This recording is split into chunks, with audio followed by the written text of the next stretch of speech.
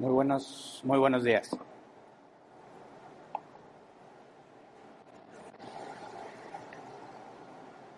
¿Dónde dejé mi teléfono? Aquí está. No olviden poner sus teléfonos en vibrador. Luego suenan las cumbias cuando les hablan y qué vergüenza.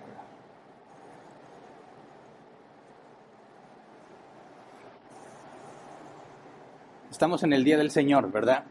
Quisiera que todos recordáramos, los que estamos aquí, los que están en línea, aquellos que a pesar de que no pueden estar aquí, específicamente hablo de los miembros de Árbol Plantado, que tenemos el compromiso, la obligación de congregarnos en este lugar, bíblicamente hablando.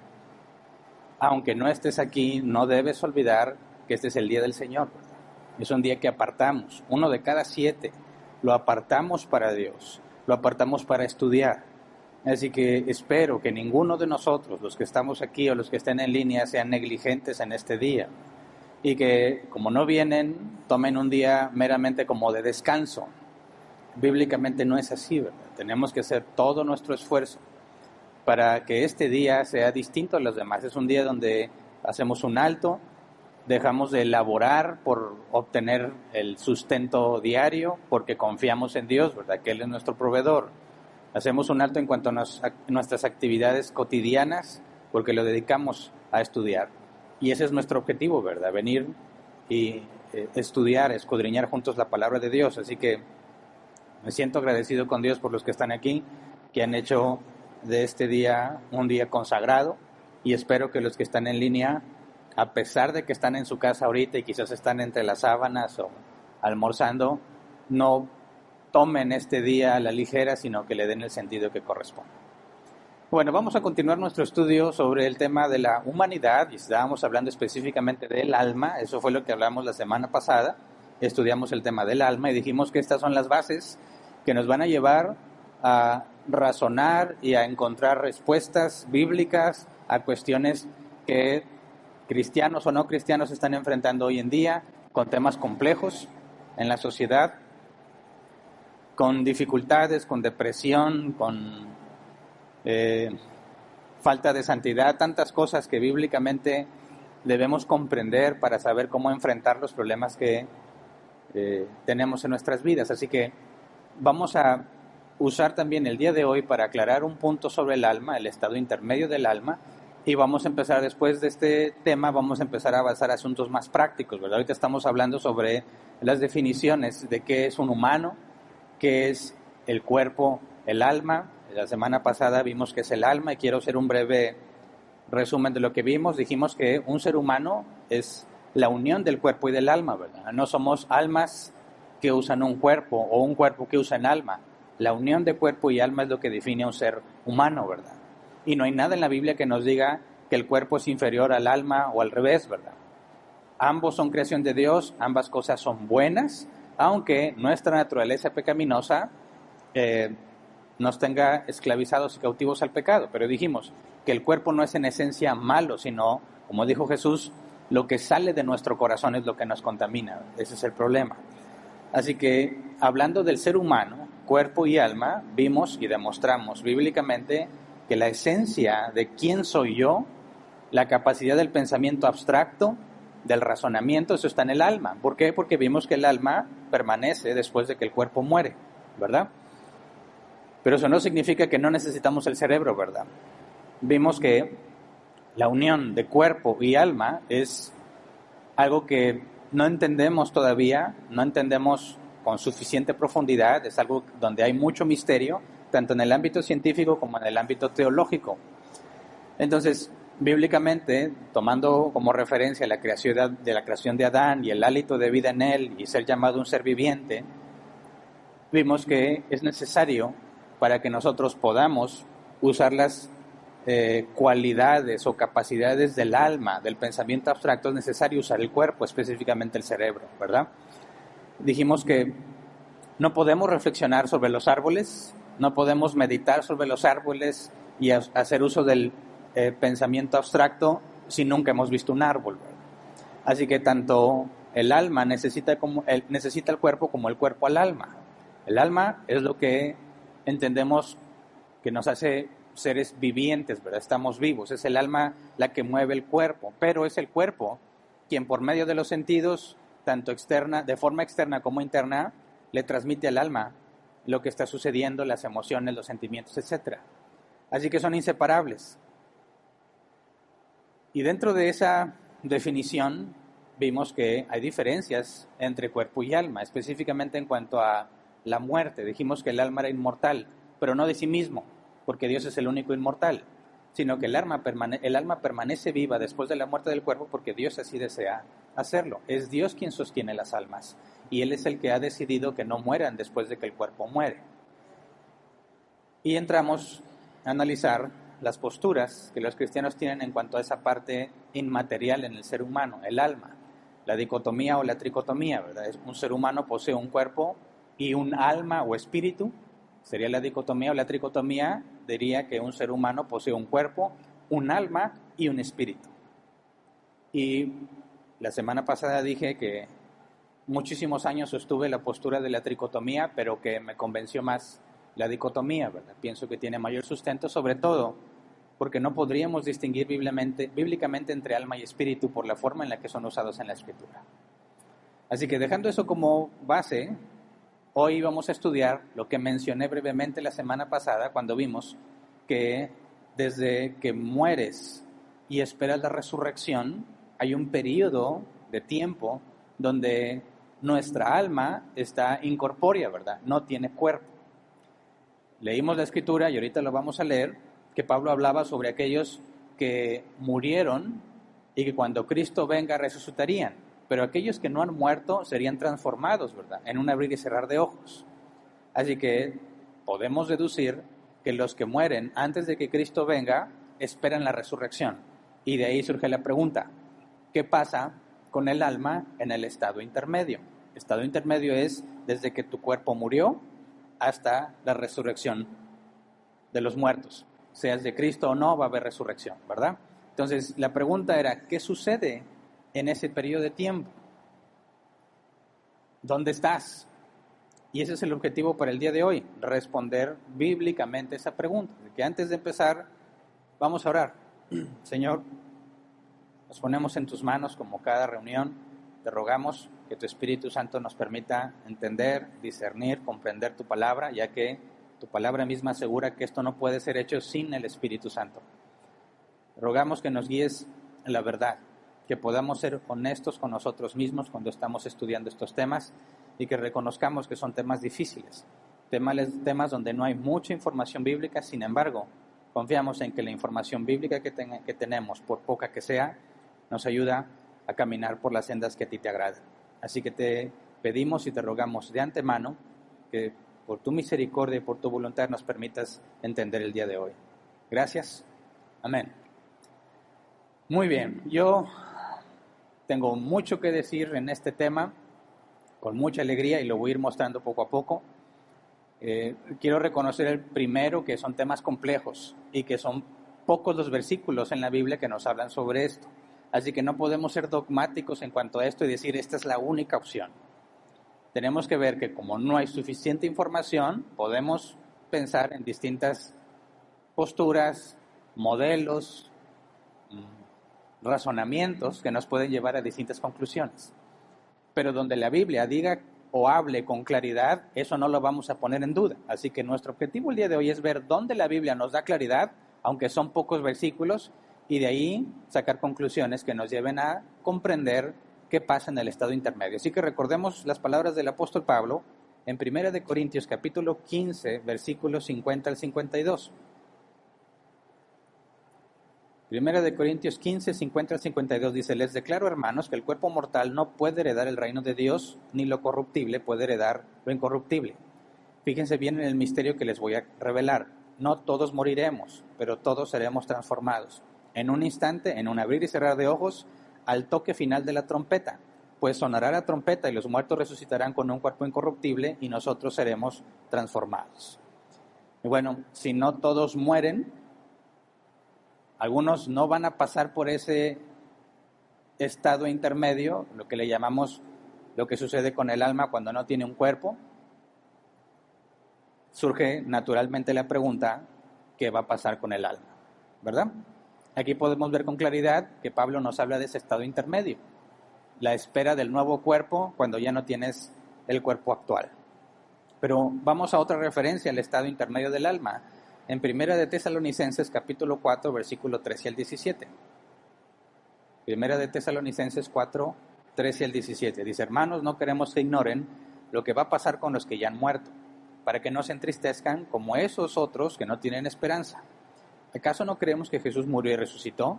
Así también Dios resucitará con Jesús a los que han muerto en unión con Él. Conforme a lo dicho por el Señor, afirmamos que nosotros, los que estemos vivos y hayamos quedado hasta la venida del Señor, de ninguna manera nos adelantaremos a los que hayan muerto.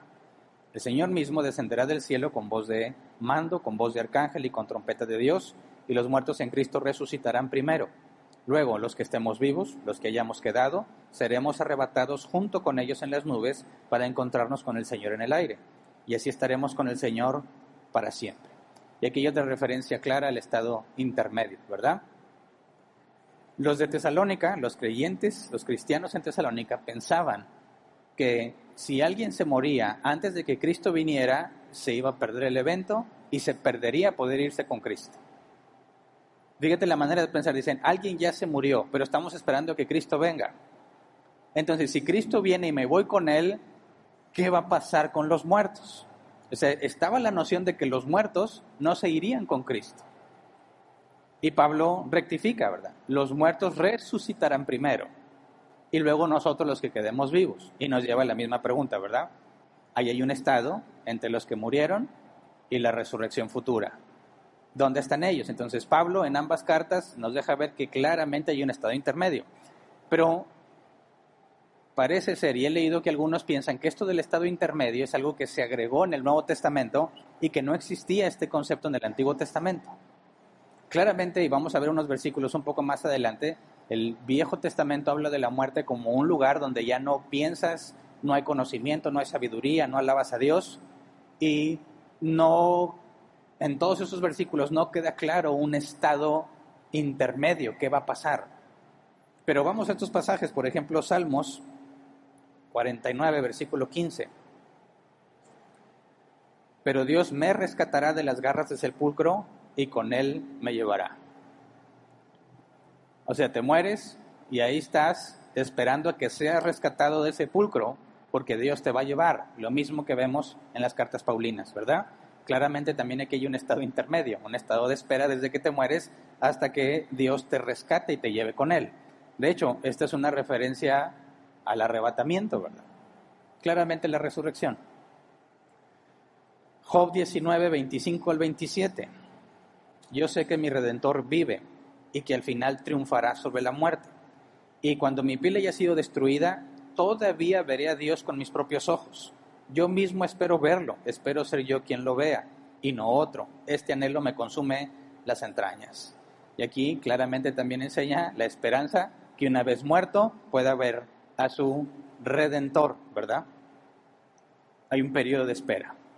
Así que la idea de un estado intermedio del alma no es algo que es exclusivo del Nuevo Testamento, sino que lo encontramos desde el Antiguo Testamento. Entonces, claramente el alma espera la resurrección una vez muerto, ¿verdad? La pregunta es, ¿dónde está? ¿Y qué pasa con esa alma? Ahora, los cristianos se dividen en distintas posturas, que para simplificarlo yo lo estoy separando en dos tipos. Ahora, estas posturas son, digamos, dentro del mismo bando cristiano, ¿verdad? No es cristianos contra ateos o cristianos contra pseudocristianos como los mormones o los testigos de Jehová, que aunque se dicen cristianos, niegan que Cristo sea Dios, el mismo Dios, ¿verdad?, que el Padre y el Espíritu Santo. ¿Tienen alguna otra postura? Los testigos de Jehová, etcétera, etcétera. No vamos a tocar esas posturas porque no son relevantes al tema. Vamos a enfocarnos entre las posturas dentro de aquellos que consideran que realmente hay un estado intermedio del alma, como lo hemos demostrado bíblicamente. ¿Ok? Entonces, yo lo separo en dos áreas. ¿Qué pasa con la conciencia de tu alma? ¿Sigues consciente en el estado intermedio o no? Eso es un área. Y la otra área es ¿dónde estás o dónde estarás? En este caso, cuando hablamos de ¿estás consciente o no en el estado intermedio? Los cristianos se dividen en los que dicen que sí hay conciencia y los que dicen que no hay conciencia.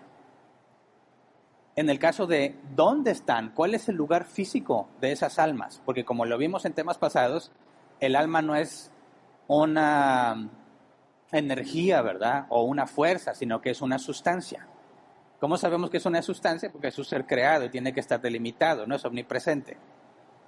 No se especifica cómo es esa sustancia, pero tiene que ser una sustancia, por simple deducción. Ahora, ¿dónde está el alma? Y aquí se dividen en dos categorías, los que son de Cristo y los que no son de Cristo. Ahora, los que son de Cristo, algunos dicen, las almas de los cristianos están en el Hades o en el Seol. Y otros dicen, no, sino que están en el paraíso, en el cielo. Y aquellos que no son de Cristo también se dividen en dos. Aquellos que dicen, los que no son de Cristo también están en el Hades o en el Seol. Y aquellos que dicen, no, ya se fueron al infierno. Entonces, repito, en cuanto a la conciencia, los cristianos dicen, sí hay conciencia, y otros dicen, no hay conciencia. En cuanto al lugar, dicen, espérame, ¿eran de Dios o no eran de Dios? Si eran de Dios, están en el Hades o en el cielo, o en el paraíso. Si no eran de Dios, están en el Hades o en el infierno. Prácticamente esto abarca las principales posturas al respecto. Hay otras, pero no son, me parece, seriamente bíblicas, ¿verdad? Más que nada son inferencias, ideas que no voy a tocar hoy, como el purgatorio, por ejemplo, que carece absolutamente de sustento bíblico. No hay nada en la Biblia que hable de un purgatorio. De hecho, si hubiese un purgatorio, tendría serios conflictos bíblicos cuando leemos pasajes de que Jesús se ofreció una sola vez y para siempre por nuestros pecados, ¿verdad? Y que por causa de él somos declarados justos. Si el purgatorio realmente existe, entonces no fuiste justificado totalmente, sino parcialmente. Y en el purgatorio tendrías que alcanzar la perfecta purificación, cosa que sería contrario al sacrificio de Cristo. Pero no vamos a hablar de eso. Así que sí hay más posturas, pero estoy considerando las más importantes y las estoy separando así. Nuestro objetivo es ver la información bíblica para determinar de esas posturas cuál tiene mayor fundamento, cuál tiene mayor sustento. Ahora, hay algunos que aseguran que no hay estado intermedio del alma, los materialistas. ¿Se acuerdan que lo analizamos ya ese tema? Obviamente también estoy dejando fuera de este análisis porque ya demostramos bíblicamente que el alma permanece después de la muerte. Así que cualquier materialista que asegure que el alma no es una sustancia en sí, sino que cuando tú te mueres simplemente no hay nada que permanezca, los versículos bíblicos que ya vimos contradicen claramente esa postura. Entonces analicemos estas posturas empezando por el tema de la conciencia. ¿Estaremos conscientes o no estaremos conscientes en el estado intermedio? Vamos a iniciar con aquellos que dicen que en el estado intermedio no hay conciencia del alma. Utilizan varios versículos bíblicos y un razonamiento que lo voy a explicar de esta manera, de forma simplificada, porque lo puedes ver también como un tema muy complejo. Pero mi esfuerzo es simplificarlo de manera que podamos entender cuál es el razonamiento básico y determinar si se apega a la Escritura o no se apega a la Escritura. Digamos que el primer argumento sería que en la Biblia la muerte es comparada con el acto de dormir, tanto en el Antiguo Testamento como en el Nuevo Testamento. Vamos a 1 de Corintios capítulo 15, versículo 6, Reina Valera 60, por favor.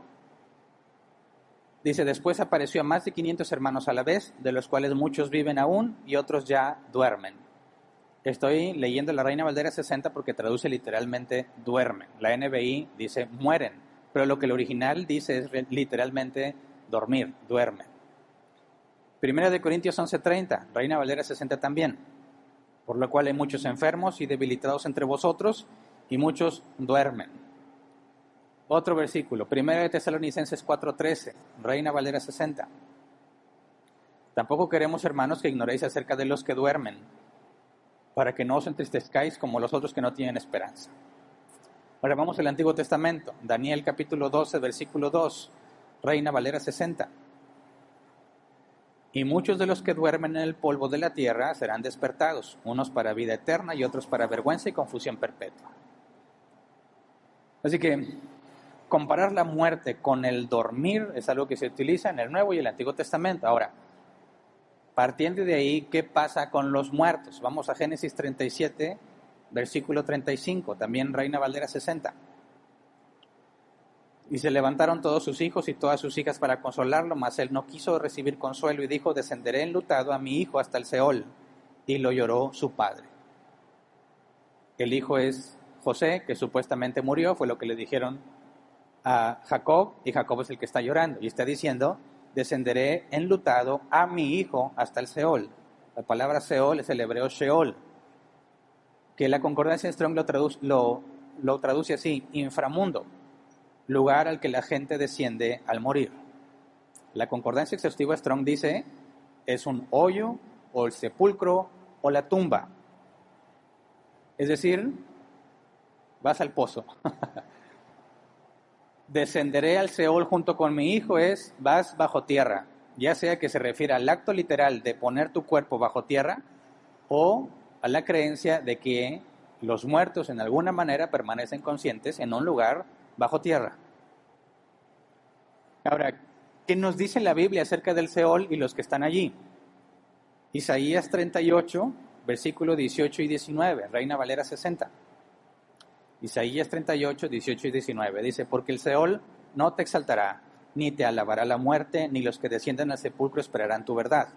El que vive, éste te dará alabanza, como yo hoy. El Padre hará notoria tu verdad a los hijos. Entonces, en el Seol nadie exalta a Dios, ni lo alaba.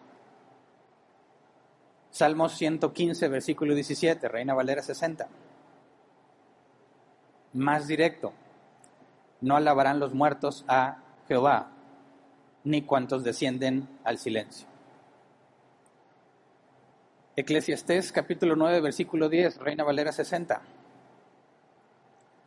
Todo lo que te viniere a la mano para hacer, hazlo según tus fuerzas, porque en el Seol, ¿a dónde vas? No hay obra, ni trabajo, ni ciencia, ni sabiduría. Entonces, partiendo de estos pasajes, ¿qué pasa con aquellos que descienden al Seol? Si hablamos de un estado intermedio, donde el alma permanece y el alma va al Seol, ¿qué pasa con ellos? Dice, no alaban a Dios, no exaltan a Dios, no hay obra, no hay conocimiento, no hay sabiduría. Entonces, si la muerte es comparada con un sueño y estos pasajes dicen que en el Seol no hacen nada de alabar a Dios ni nada de eso, entonces la idea de un sueño cuando duermes tendría que ser algo como literal, ¿no? Cuando te duermes porque estás muy cansado, depende cómo duerman algunos. Yo en mi caso prácticamente me muero. Si me duermo, es muy raro que algo me despierte. Ya estoy programado para detectar cuando la alarma está funcionando, ¿verdad? Pero me llevó mucho tiempo. Ahora escucho la alarma y me despierto. Pero si, por ejemplo, nos acostamos, dejamos las ventanas abiertas y se viene un aguacerazo, me ahogo. Se mete el agua, ni cuenta me doy. Si algo está pasando, incluso cuando mis hijos estaban pequeños, estaban llorando, yo ni los oía. Era como una bendición para mí, ¿verdad? Yo, no, pues ¿por qué no te levantaste? Ni oí. Entonces, pensar en un muerto como si estuviera dormido, en mi perspectiva, digo, tiene perfecto sentido. No alabaría a Dios, no tendría conocimiento, ni sabiduría, ni exaltaría a Dios, porque estoy como dormido. Ese es el argumento, ¿verdad? Pero entonces, según Daniel, recordemos Daniel 12:2, Reina Valera 60, dice, y muchos de los que duermen en el polvo de la tierra serán despertados, unos para vida eterna y otros para vergüenza y confusión perpetua. O sea, mueres, estás como dormido y despiertas hasta la resurrección. Y eso lo podemos deducir de estos pasajes sin problema, ¿estamos de acuerdo? ¿Qué opinas de esta postura? ¿Consideras que hay un mal razonamiento? Morir es como dormir. Los que mueren van al Seol. En el Seol no alaban, no exaltan, no hay obra, ni conocimiento, ni sabiduría. Por lo tanto, concluyes que no hay conciencia, ¿verdad?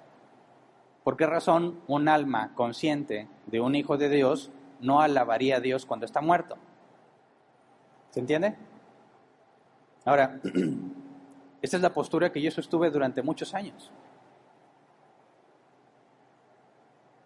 Y esta postura también la sostuvieron algunos reformadores como Martín Lutero, William Tyndale y otros. Llegaron a la misma conclusión, que el cristiano reposa de sus obras cuando muere porque está en una especie de sueño plácido, a gusto, durmiendo a sus anchas, feliz, y despierta cuando Cristo venga. Sin embargo, hoy tengo el agrado de comunicarles que he decidido cambiar mi postura. Y quiero explicar por qué. Yo sé que muchos de los que están aquí aprendieron esa postura de mí. Fue la primera vez que lo escucharon.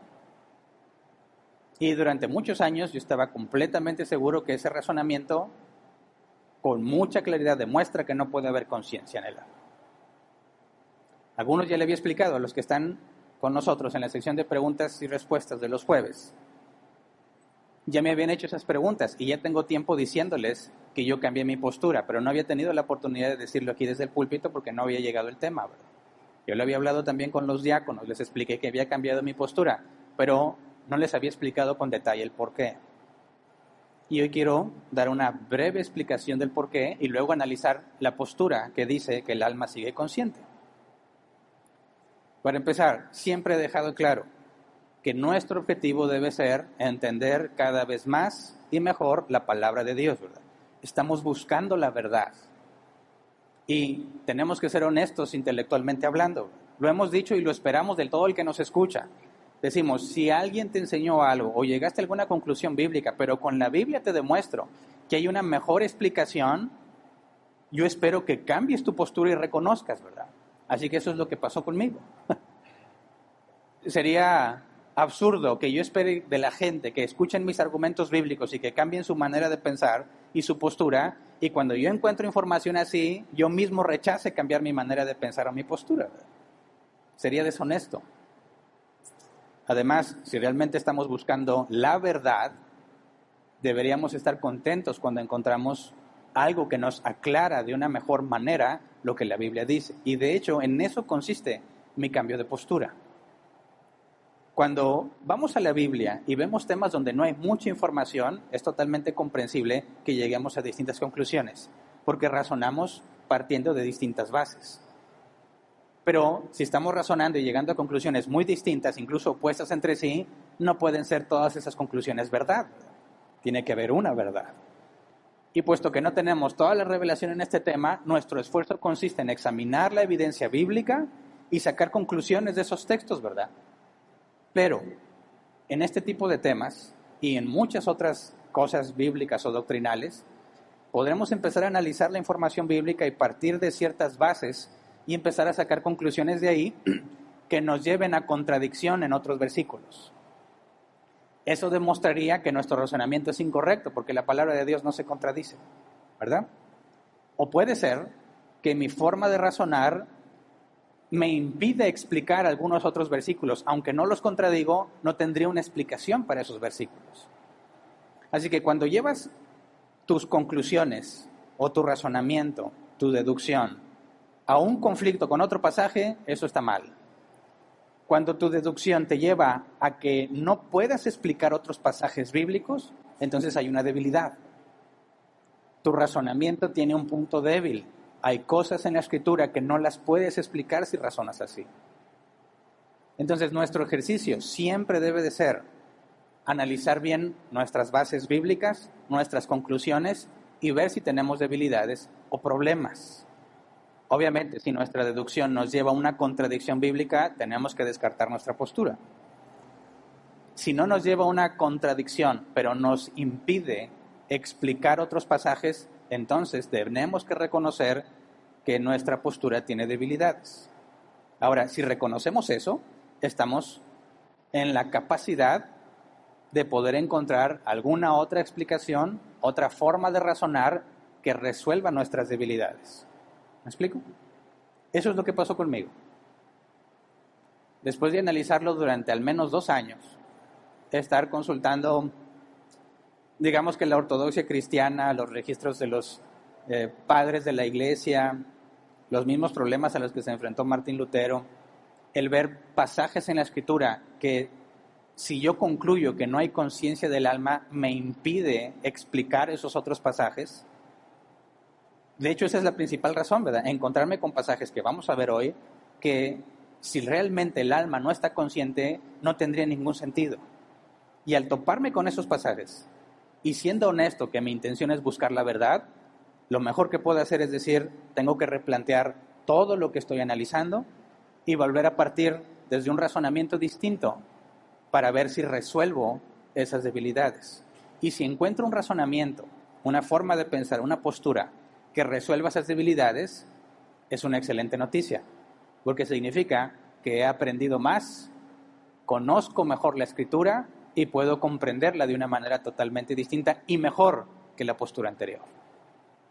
Así que eso es lo que me da gusto de explicar, que encontré una postura que resuelve versículos que la postura anterior no podía resolver. Así que no me estoy disculpando por enseñarles lo que les enseñé. Les estoy diciendo, deben alegrarse conmigo porque encontré otra forma de razonar la Escritura que soluciona las debilidades que tenía la otra postura. ¿Me explico? Es motivo de alegría saber que conocemos ahora, o al menos yo ahorita, conozco mejor la Escritura para poder resolver esas debilidades. Y es lo que yo esperaría que cualquiera de nosotros haga, ¿verdad? De hecho, eso es lo que esperamos nosotros de los demás, ¿verdad? Cuando vamos y les mostramos la Biblia, queremos que hagan eso, que digan, oye, es cierto, mi manera de pensar, si la Biblia dice que Dios es soberano, pero luego dice alguien que Dios es un caballero y si no quieres que te salve, no te salva, eso tienes un problema, ¿verdad? Y si yo te muestro que la soberanía de Dios, como lo leyó Ismael hace unos minutos, ¿verdad? Nadie puede frustrar sus planes. Si Dios decidió salvarte, es imposible que la idea de que Él espera que tú le digas si te quiere salvar o no sea bíblica, porque claramente no explicaría la soberanía de Dios. Y esperamos que lo entiendan y que lo acepten con alegría y que digan, cambio mi manera de pensar y mi postura porque he encontrado una mejor postura.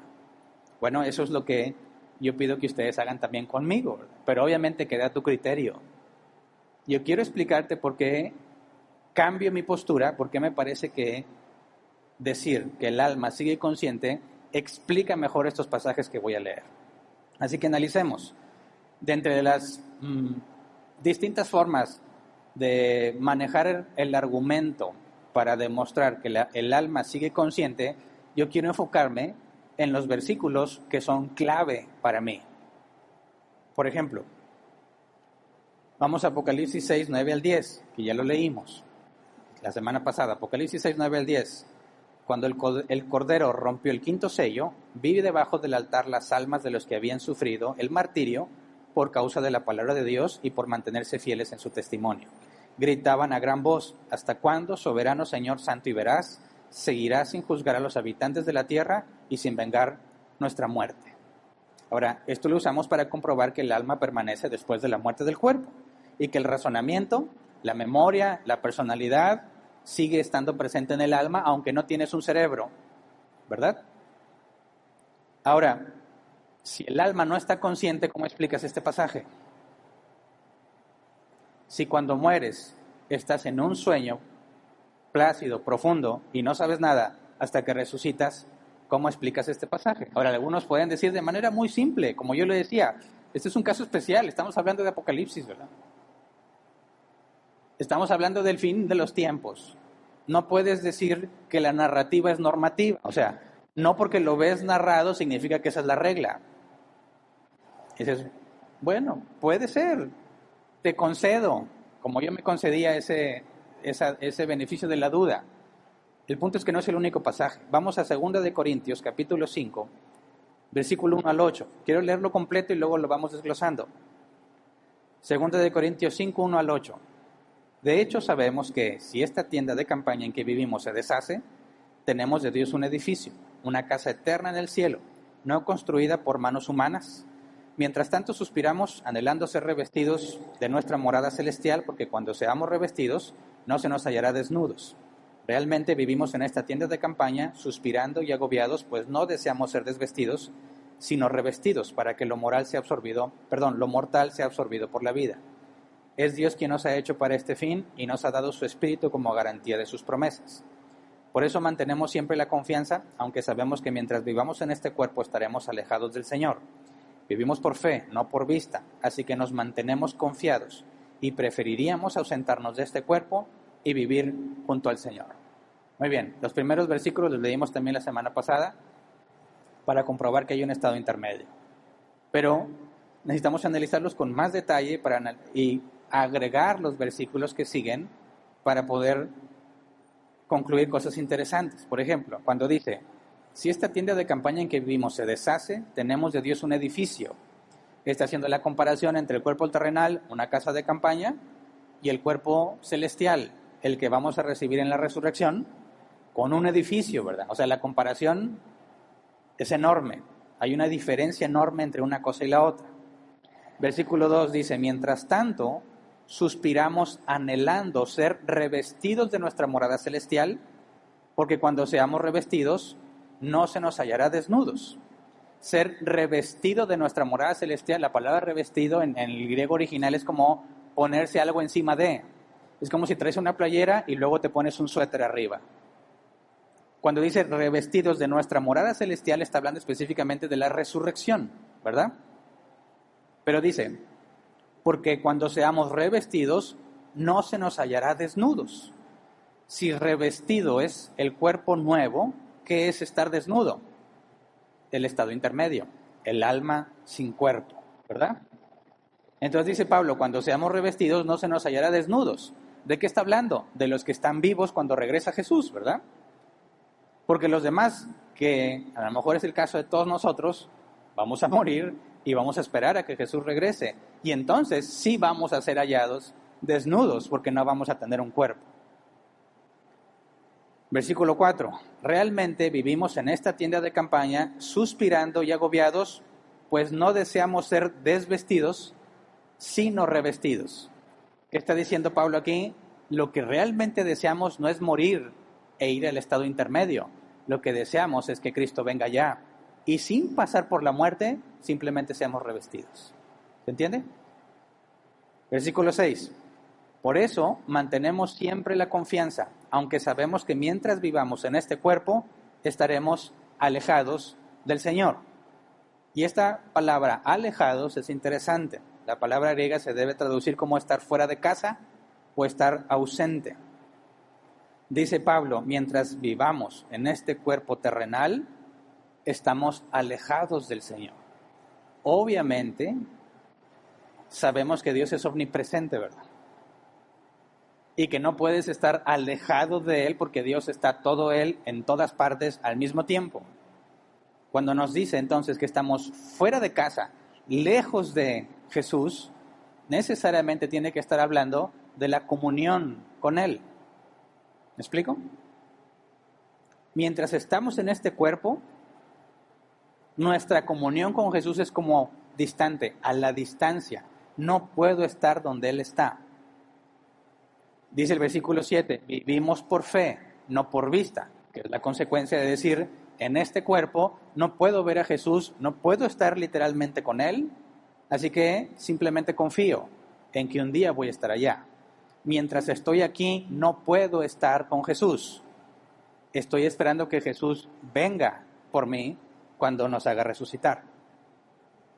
Versículo 8. Así que nos mantenemos confiados y preferiríamos ausentarnos de este cuerpo y vivir junto al Señor.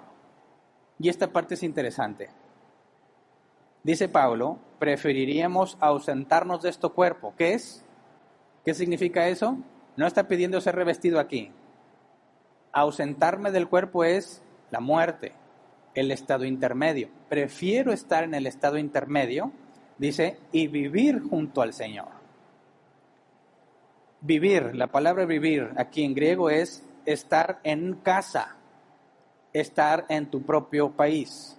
El diccionario lo traduce así, estar presente, estar en casa, como entre el propio tipo de personas, tus parientes o afines.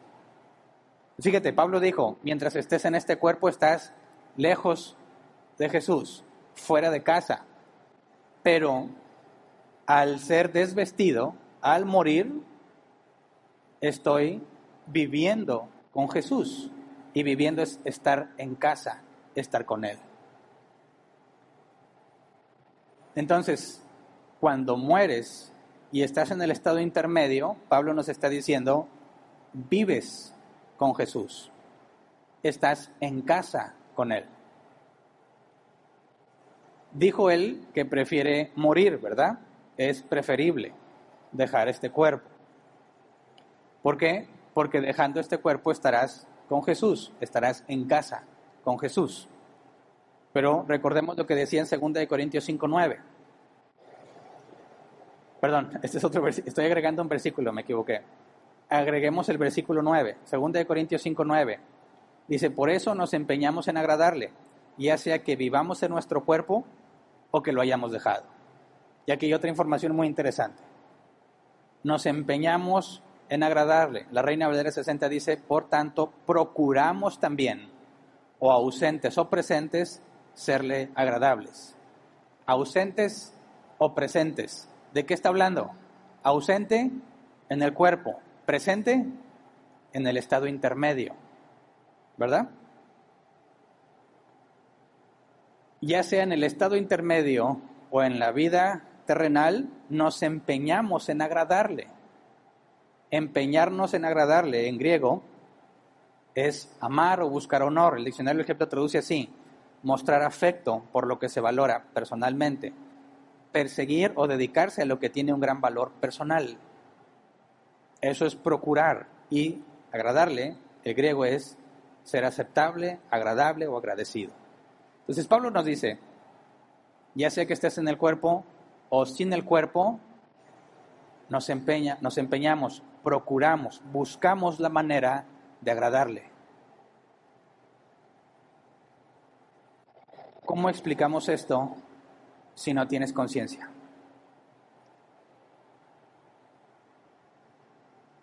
¿Cómo podríamos decir, te mueres y no estás consciente, pero estás en un lugar mejor, estás en casa y estás con Jesús y te enfocas, buscas agradarle? ¿Cómo puedes hacer eso si no estás consciente? ¿Me explico? Si no hay conciencia del alma, no podemos explicar este pasaje. Ahora vamos a Filipenses 1, versículo 21 al 24. Porque para mí el vivir es Cristo y el morir es ganancia. Ahora bien, si seguir viviendo en este mundo representa para mí un trabajo fructífero, ¿qué escogeré? No lo sé. Me siento presionado por dos posibilidades. Deseo partir y estar con Cristo, que es muchísimo mejor, pero por el bien de ustedes es preferible que yo permanezca en este mundo. Analicemos con detalle. Vivir es Cristo y morir es ganancia. O sea, mientras vives, te enfocas en obedecer a Jesús. Cuando mueres, hay ganancia. ¿Qué es eso que ganas? Dice Pablo, deseo partir y estar con Cristo, que es muchísimo mejor.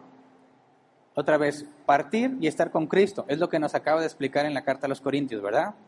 Dejar este cuerpo para ir a vivir con Jesús. Partir y estar con Cristo es el estado intermedio. Y dice Pablo que es muchísimo mejor. O sea, morir es ganancia y es muchísimo mejor estar en el estado intermedio que estar en este cuerpo terrenal. Aunque Pablo dice, pero estar en el cuerpo terrenal le da beneficio a ustedes. Digo, suena como arrogante, ¿verdad? Pero no, porque está hablando de poder usar sus dones para edificarlos, ¿verdad? ¿Qué se sentirá? O no sé si te has puesto a pensar, ¿qué sentirías o qué tanto aprenderíamos si tuviéramos al apóstol Pablo como invitado el día de hoy? Y que nos explique, por ejemplo, hasta donde le sea permitido, qué vio en el tercer cielo, a donde dijo que fue. Que nos explique cómo es que Dios le reveló cosas que Jesús no dijo, pero que él mismo dice que el Señor se lo mostró. Que nos explique sobre el secreto que estuvo oculto y nos muestra a través de todo el Antiguo Testamento cómo estaba Cristo manifestado, pero no era visible de una forma clara hasta la manifestación de Jesús. Entonces dice Pablo, para mí está en una situación difícil porque hay mucho que les puedo enseñar, pero para mí es mejor estar con Cristo. Ahora, analicemos eso. Actualmente, dijo Pablo, en este cuerpo estamos alejados de Dios. Si partimos, nos vamos con Él y eso es muchísimo mejor. Pregunto, si ahorita, consciente, estoy limitado en mi comunión con Dios porque tiene que ser por confianza, ¿verdad? Por fe, que no puedo estar con Él, pero confío en que Él va a venir. Si muere mi cuerpo y yo quedo inconsciente, y claramente dice, iría a vivir con Jesús, ¿qué clase de comunión podría tener con Él si no sé nada y no hago nada y no alabo a Dios y no hay conocimiento y no hay sabiduría?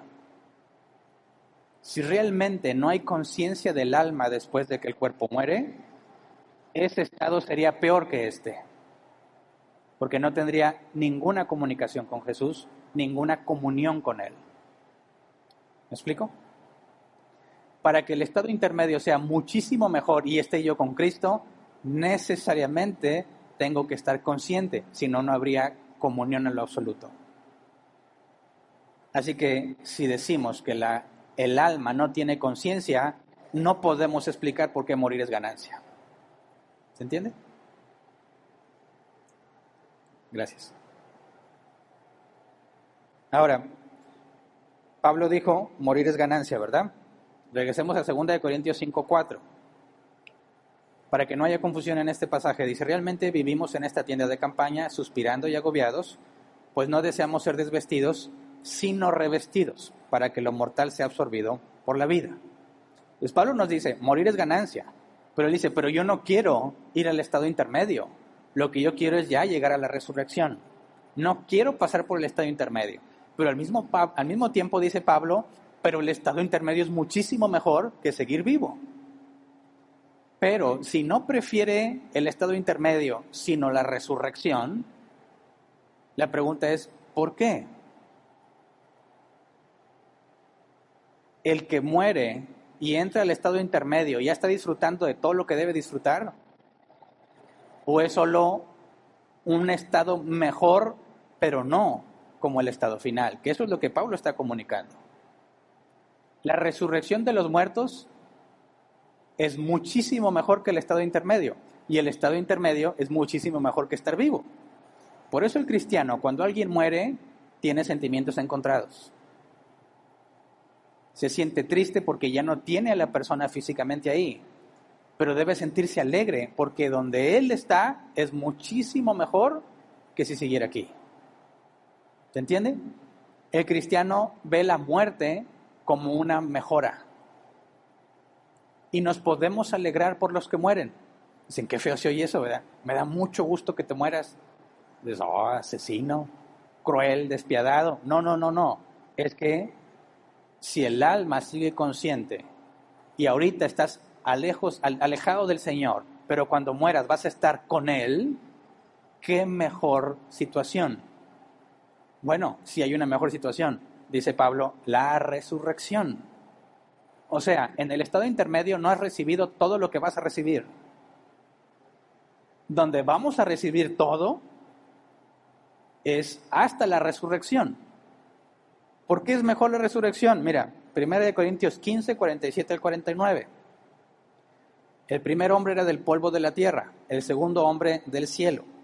Como es aquel hombre terrenal, así son también los de la tierra. Y como es el celestial, así también los del cielo. Y si como hemos llevado la imagen de aquel hombre terrenal, llevaremos también la imagen del celestial. O sea, que en la resurrección vas a tener un cuerpo idéntico al de Jesús resucitado.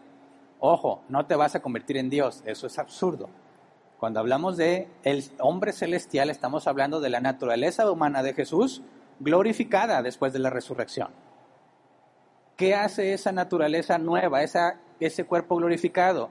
Pues tenemos referencias a Cristo, porque si vamos a ser tal como es Él, de entrada podemos asegurar algunas cosas, seguimos siendo reconocibles, ¿verdad? ¿En qué medida? ¿Quién sabe? O sea, si me muero a esta edad, en la resurrección, ¿me voy a ver igual? ¿O ya me van a dar una retirada, una buena pintada? No lo sabemos, pero seguían reconociendo a Jesús, ¿verdad? Comía, fue lo primero que Jesús dijo cuando se les apareció. ¿Tienen aquí algo de comer? y le dieron pescado asado y se lo comió. Vamos a comer. Y de ahí hay otras cosas extrañas que no sabemos si son pertenecientes a Jesús nada más por ser Dios o también a nosotros, porque Jesús aparecía y desaparecía en distintos lugares. Imagínate que también tenemos esa habilidad. No es te veo ya en 5 minutos, no es ya llegué. Se acaban las impuntualidades y el tráfico, nada de eso, te mueves. Ahora, vas a ver a Jesús, pero desde la misma naturaleza que Él tiene. No en el estado intermedio incorpóreo donde Pablo dice estoy desnudo, sino con exactamente el mismo tipo de cuerpo que Jesús va a tener. Así que es muchísimo mejor lo que viene en la resurrección que en el estado intermedio. Ahora, 1 Corintios 4:5. Por lo tanto, no juzguen nada antes de tiempo, esperen hasta que venga el Señor. Él sacará a la luz lo que está oculto en la oscuridad y pondrá al descubierto las intenciones de cada corazón. Entonces cada uno recibirá de Dios la alabanza que le corresponda. ¿Qué significa eso? Que cuando estás en el estado intermedio no has recibido recompensa. Esa no. Tienes que esperar hasta que resucites y entonces se te va a dar la recompensa que amerite tus obras. Entonces en ese estado intermedio no hemos alcanzado todo, pero nuestra comunión con Jesús es muchísimo mayor que cuando estamos aquí. Y si aquí nos deleitamos estudiando, entendiendo a Dios, conociéndolo, ¿cómo será tenerlo enfrente, aunque tú no tienes un cuerpo todavía? Ahora eso presenta muchísimas interrogantes, porque ¿cómo me puedo comunicar si no tengo un cuerpo? ¿Cómo puedo ver si no tengo ojos? ¿Me podrán ver a mí otros? ¿Podré llegar de una vez con Adán? ¿Qué onda, Adán? Eva, explícame, Eva.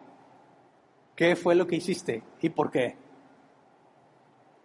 ¿Podré ir a platicar con Adán? ¿Me va a reconocer? No lo sabemos. En la resurrección, ¿tendrán que presentármelo? Digo, si lo veo no lo voy a identificar, ¿verdad? ¿Quién me va a decir, mira, Hernán, él es Adán, él es Hernán, mucho gusto? No lo dice. Hay muchísima información que no se da, sobre todo en el estado intermedio. ¿Me pueden ver a alguien más? Y ahí no hay nada bíblico que nos dé una respuesta. Entonces, en el estado intermedio, necesariamente tiene que haber conciencia del alma para poder darle sentido a los pasajes que hemos leído. Y cuando yo, en la otra postura, me encuentro con estos pasajes, reconozco, no hay explicación si el alma no está consciente. Pero me da una enorme alegría encontrar otra manera de razonar que nada contradice la Escritura y además me lleva a darle respuesta a esos pasajes que yo no podría explicar ni responder. Pero espérame, dices, ¿y qué onda con los que están en el Seol? ¿Qué significa eso de que no alaban a Dios? De que no lo exaltan, que no hay conocimiento, no hay sabiduría.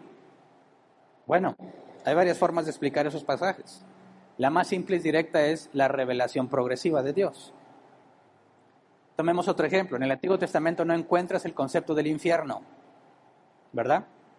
Todo lo que hay en el Antiguo Testamento es el Seol y ya vimos lo que pasa en el Seol. Es todo. ¿De dónde viene la idea del infierno? De Jesús, porque Jesús le enseñó en su ministerio terrenal y no se había mencionado nunca antes lo que él dijo. Esto lo vemos con muchísimas otras cosas, sobre todo en el Mesías. Lo primero que se nos dijo del Mesías es que sería un descendiente de Eva. Y ya. Después vamos viendo, y lo hemos hecho en nuestro estudio de los miércoles, ¿verdad? Pensaban que era Abel o vendría de Abel. Caín mata a Abel. No, no era Abel. ¿Ahora de dónde? Y Dios le da a Set. Muchos hijos tuvieron, ¿verdad? Pero Set era particular, porque después de Set los hombres invocaron a Dios.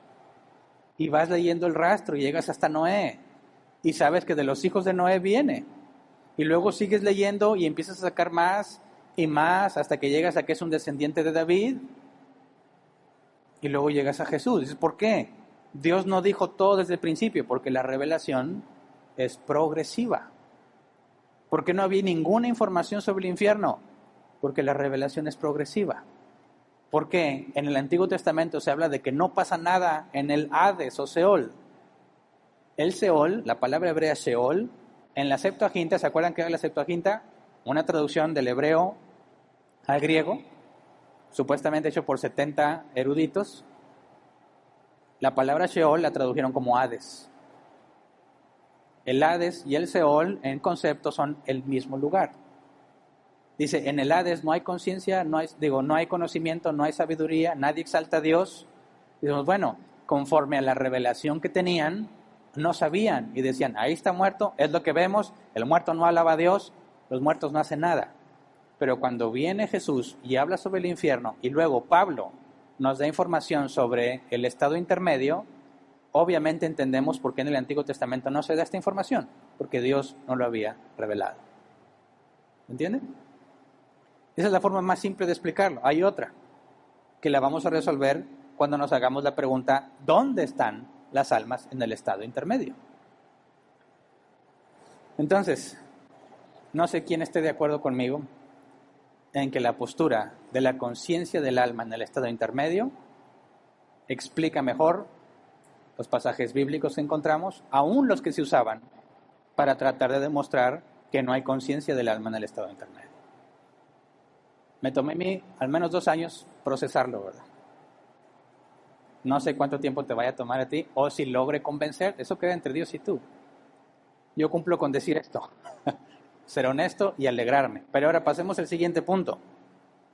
¿Dónde estarán las almas en el estado intermedio? ¿Dónde estarán los que son de Cristo? ¿Dónde estarán los que no son de Cristo? ¿Y por qué esta distinción? Por la información que da la Biblia.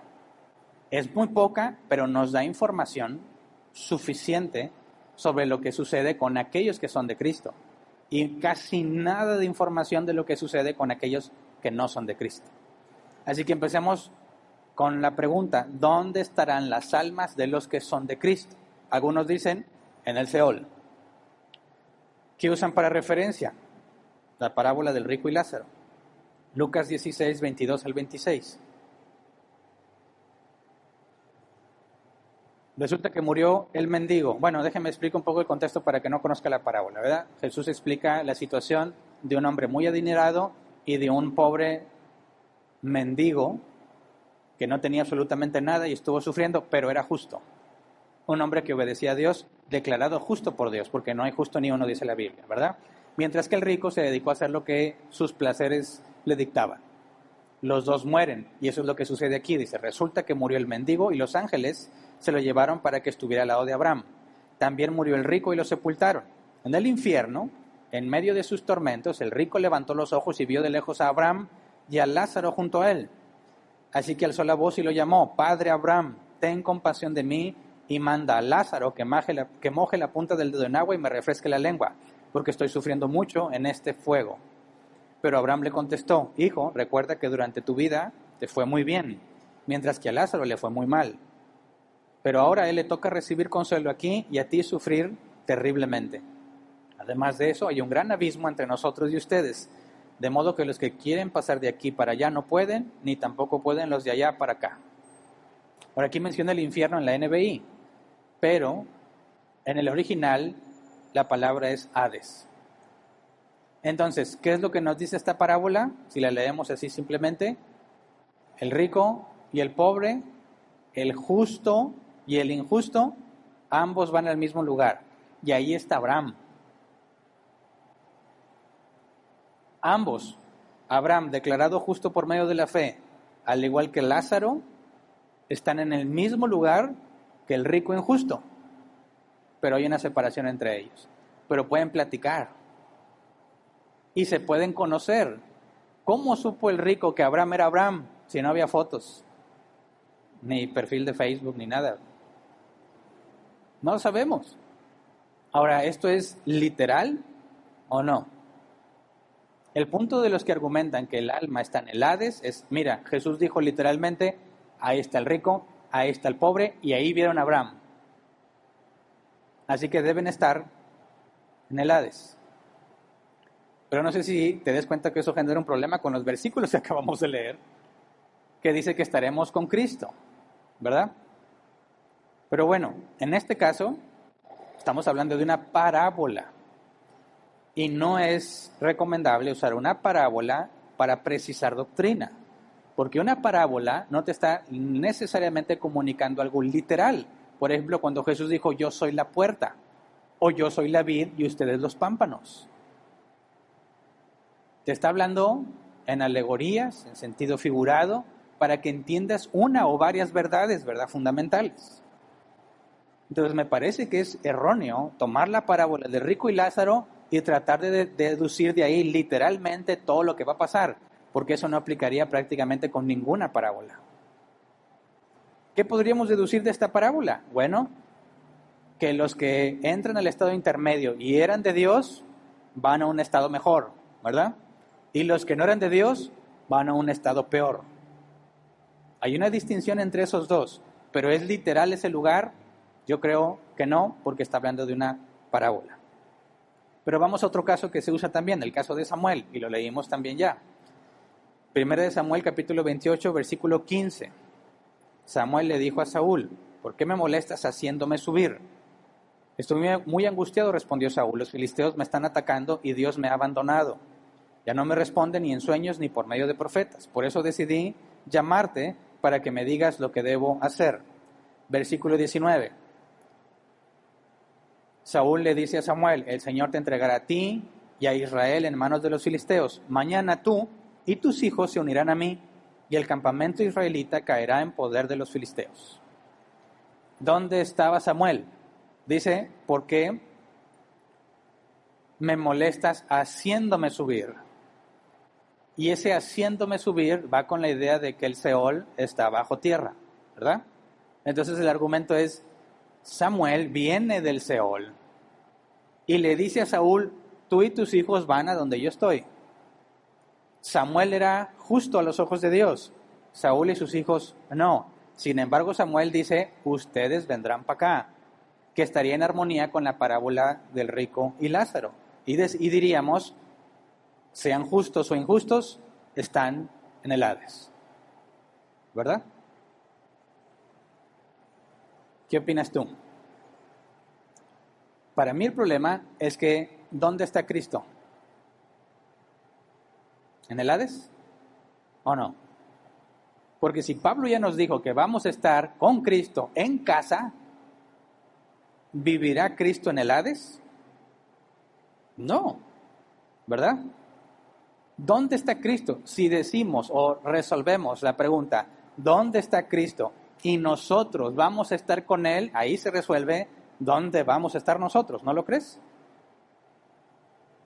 Vamos a Lucas, capítulo 23, versículo 39 al 43.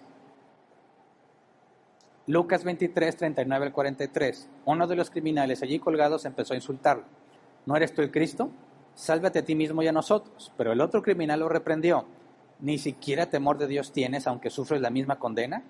En nuestro caso el castigo es justo, pues sufrimos lo que merecen nuestros delitos. Este, en cambio, no ha hecho nada malo. Luego dijo Jesús, acuérdate de mí cuando vengas en tu reino. Te aseguro que hoy estarás conmigo en el paraíso, le contestó Jesús. Ok. Estarás conmigo en el paraíso. ¿Dónde iba a estar Jesús? En el paraíso. Ahora, sabemos que este versículo puede ser leído de dos maneras, sobre todo la parte final, el versículo 43. Te aseguro que hoy estarás conmigo en el paraíso, le contestó Jesús. Eso es lo que nos traduce la NBI. Pero si tú te vas a la traducción directa del griego, debería traducirse así. Y dijo a él, verdaderamente te digo, hoy conmigo estarás en el paraíso. El griego koiné, el griego antiguo en el que se escribió el Nuevo Testamento, no tenía comas ni puntos. Así que las comas y los puntos que tú ves en el texto fueron puestos por los traductores. Así que este último versículo se puede leer así. Y dijo a él, verdaderamente te digo hoy, conmigo estarás en el paraíso. O sea, Jesús le está diciendo, hoy te digo que estarás conmigo en el paraíso. Pero si pones la coma después, dirías, de cierto te digo, hoy estarás conmigo en el paraíso. Cualquiera de los dos, para efecto de lo que estamos analizando, nos lleva a que Jesús, ¿dónde está? En el paraíso, ¿verdad? ¿Dónde está el paraíso? Segunda de Corintios capítulo 12, versículo 2 al 4. Conozco a un seguidor de Cristo que hace 14 años fue llevado al tercer cielo. No sé si en el cuerpo o fuera del cuerpo, Dios lo sabe. Y sé que este hombre, no sé si en el cuerpo o aparte del cuerpo, Dios lo sabe, fue llevado al paraíso y escuchó cosas indecibles que a los humanos no se nos permite expresar. Así que si lo invitamos a predicar, no le podemos preguntar de esto porque no nos va a decir. Nos va a decir que no se puede. Por eso le preguntaríamos, ¿qué cosas sí puedes? Y cuéntanosla. Pero el punto es que fue al tercer cielo, al paraíso. ¿Dónde está el tercer cielo? Según la cosmovisión de aquel entonces, el comentario Benson dice, en el lenguaje de los judíos, el primer cielo es la región del aire donde vuelan los pájaros. Por eso se les llama las aves del cielo. El segundo cielo es la parte del espacio en la que se encuentran las estrellas. Esto fue llamado por los judíos el cielo de los cielos. Ahora, para ellos no existía el espacio exterior que nosotros conocemos, sino que ve la altura.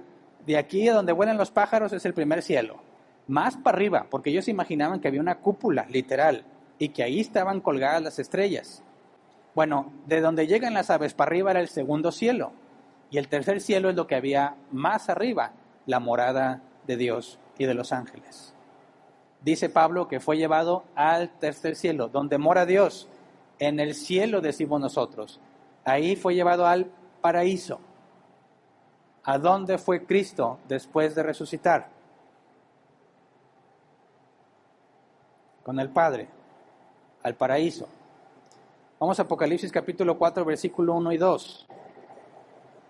Después de esto miré y allí en el cielo había una puerta abierta. Y la voz que me había hablado antes con sonido como trompeta me dijo, sube acá, voy a mostrarte lo que tiene que suceder después de esto. Al instante vino sobre mí el Espíritu y vi un trono en el cielo y a alguien sentado en el trono. ¿Por qué hablo de esto? Porque leímos que Apocalipsis 6 nos decía, versículo 9 y 10, que las almas de los que habían muerto por causa de Cristo estaban ahí pidiéndole a Dios que hiciera justicia. ¿Dónde vio eso Juan? En el cielo, donde vio la puerta y fue llevado. Del capítulo 4 en adelante son las cosas que habrían de suceder después de esas. Entonces, ¿dónde estaban las almas de los que murieron a causa de Cristo? En el paraíso. Y si ya vimos que cuando muramos estaremos con Cristo, ¿dónde estarán las almas de los que son de Cristo? En el paraíso. Entonces, ¿qué hacemos con el Hades? ¿Qué hacemos con el Hades? Todavía no lo podemos resolver hasta que veamos qué pasa con los que no son de Cristo. Pero quiero ver una objeción. Algunos dicen, es imposible que las almas vayan al cielo, porque Jesús lo dijo. Vamos a Juan 3:13. Juan 3:13. Nadie ha subido jamás al cielo, sino el que descendió del cielo, el Hijo del Hombre. Y dices, caray. Entonces el ladrón de la cruz, ¿a dónde se fue? Si Jesús dijo, nadie ha subido jamás al cielo. Bueno, me parece que leerlo así es leerlo mal, porque no estás considerando el contexto. Vamos a leer Juan 3, 11 al 13. Te aseguro que hablamos de lo que sabemos y damos testimonio de lo que hemos visto personalmente. Pero ustedes no aceptan nuestro testimonio. Si les he hablado de las cosas terrenales y no creen, entonces, ¿cómo van a creer si les hablo de las celestiales? Nadie ha subido jamás al cielo sino el que descendió del cielo, el Hijo del Hombre. Jesús está hablando con Nicodemo y le pregunta, ¿tú siendo maestro de Israel no entiendes estas cosas? ¿Que es necesario nacer de nuevo para entrar al reino de los cielos? Y luego le dice, hablamos de lo que sabemos y damos testimonio de lo que hemos visto, y está hablando de él en particular. Si les hablo de las cosas terrenales y no me crees, ¿cómo me van a creer si les hablo de las celestiales? Y luego dice, nadie subió jamás al cielo, sino el que descendió del cielo. Pregunta, ¿está hablando del estado intermedio del alma? No. ¿Qué es lo que está diciendo Jesús? Yo vengo de allá y te estoy diciendo lo que yo vi. Nadie más ha hecho eso, nadie más ha venido de allá a decirte lo que hay. En ningún momento eso significa que las almas no van al cielo. Decir eso sería sacarlo de su contexto. Jesús está diciendo, te digo lo que me consta, porque soy el único que ha venido de allá y te puede decir lo que hay allá. ¿Entiende? Así que no tenemos ningún problema con respecto a este pasaje. Ahora, ¿dónde están los que no son de Cristo? La postura que vamos a analizar primero es que dice, están en el Hades, otra vez, ¿verdad? Y ya vimos los pasajes. ¿A dónde se fue el rico? En la parábola del rico y Lázaro, al Hades. Saúl y sus hijos, pues se fueron con Samuel, seguramente al Hades, ¿verdad? Pero hay otro pasaje. Apocalipsis 20, versículo 11 al 13, Reina Valera 60. Apocalipsis 20, 11 al 13. Y vi un gran trono blanco y al que estaba sentado en él, de delante del cual huyeron la tierra y el cielo, y ningún lugar se encontró para ellos. Y vi a los muertos, grandes y pequeños, de pie ante Dios, y los libros fueron abiertos. Y otro libro fue abierto, el cual es el libro de la vida.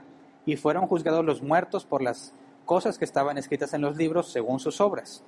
Y el mar entregó los muertos que había en él, y la muerte y el Hades entregaron los muertos que había en ellos, y fueron juzgados cada uno según sus obras. Cuando dice que el Hades y la muerte y el mar entregaron a sus muertos, está hablando de la resurrección de los injustos, de los que no son de Cristo. Y claramente nos dice que venían del Hades, pero también de la muerte y del mar. Así que no es concluyente. Pero al mínimo había algunos en el Hades, ¿no? Entonces, ¿dónde están las almas de los que murieron sin Cristo? No lo sabemos con certeza. Al menos sí podemos decir que en el Hades. Ahora sí, ¿por qué en el Antiguo Testamento decía que en el Hades nadie alaba a Dios? Nadie exalta a Dios. Y no hay conocimiento ni sabiduría. ¿De qué sabiduría nos estará hablando? ¿De la terrenal o de la que proviene de Dios? ¿Cuál conocimiento? ¿El meramente terrenal o el conocimiento de Dios? Así que cuando nos dice el Antiguo Testamento que en el Hades no hay nada de eso, no tendría ningún problema si en su entendimiento no se ha revelado el lugar de las almas de los justos, pero sí el alma de los injustos. ¿El lugar donde estaría? Si en el Hades hay puros injustos, no hay nada de lo que dice. ¿Me explico? Lo que dice el Antiguo Testamento lo dice sin revelación, aunque acierta en la parte de los injustos. Pero cuando llega nueva revelación, Pablo especifica, estaremos con Cristo, viviendo con Cristo. Y entonces se aclara, en el Hades, sin mucha duda, aunque no hay mucha evidencia, ahí están los que son injustos. Es un lugar donde van las almas. Y lo que vimos por la parábola de rico y Lázaro, aunque no sea literal todo, Jesús hace una clara distinción. Los que son de Dios van a mejorar en ese estado, los que no, empeoran. Y ahí se habla de fuego. El fuego puede ser representado como juicio. Y aparte la conciencia propia, porque está mortificado el rico, porque le dice a Abraham, dile a alguien que vaya y le diga a mis hermanos sobre este lugar. Está angustiado porque su familia es igual que él y no saben lo que les va a pasar. Así que el sufrimiento que experimenta un alma consciente que no es de Dios en el Hades es comprensible. Porque cualquiera que dijera ateo o que se dijera ateo, ahí se acaba. ¿Qué se sentirá? Que incluso algunos que estuvieron con nosotros, como dice la Biblia, pero no eran de nosotros, los iluminados, los que le dirán a Jesús, en tu nombre hicimos esto, y hicimos milagros, sanamos enfermos, y que Jesús les va a decir, apártense de mí, hacedores de maldad. Ellos van a caer en conciencia de que no eran de Dios desde el momento que mueren, porque ¿a dónde van? Al Hades, a un lugar de los muertos, no sé si repartidos en el mar y en otra parte, pero van a tener una clara conciencia de que no eran de Dios. Y el tormento experimentado ahí no es el infierno. Que esa es la siguiente postura. Dicen, los injustos cuando se mueren se van al infierno. Y no encontré ningún versículo que diga eso. Ninguno. De hecho, lo que encontré nos dice lo opuesto. Vamos a Apocalipsis 20, 13 al 15. Reina Valera 60. Y el mar entregó los muertos que había en él, y la muerte y el Hades entregaron los muertos que había en ellos, y fueron juzgados cada uno según sus obras. Y la muerte y el Hades fueron lanzados al lago de fuego. Esta es la muerte segunda. Y el que no se halló inscrito en el libro de la vida fue lanzado al lago de fuego. El lago del fuego es el infierno, el lugar de eterna condenación, donde van a recibir lo que sus obras merecen. Es un lugar de justicia.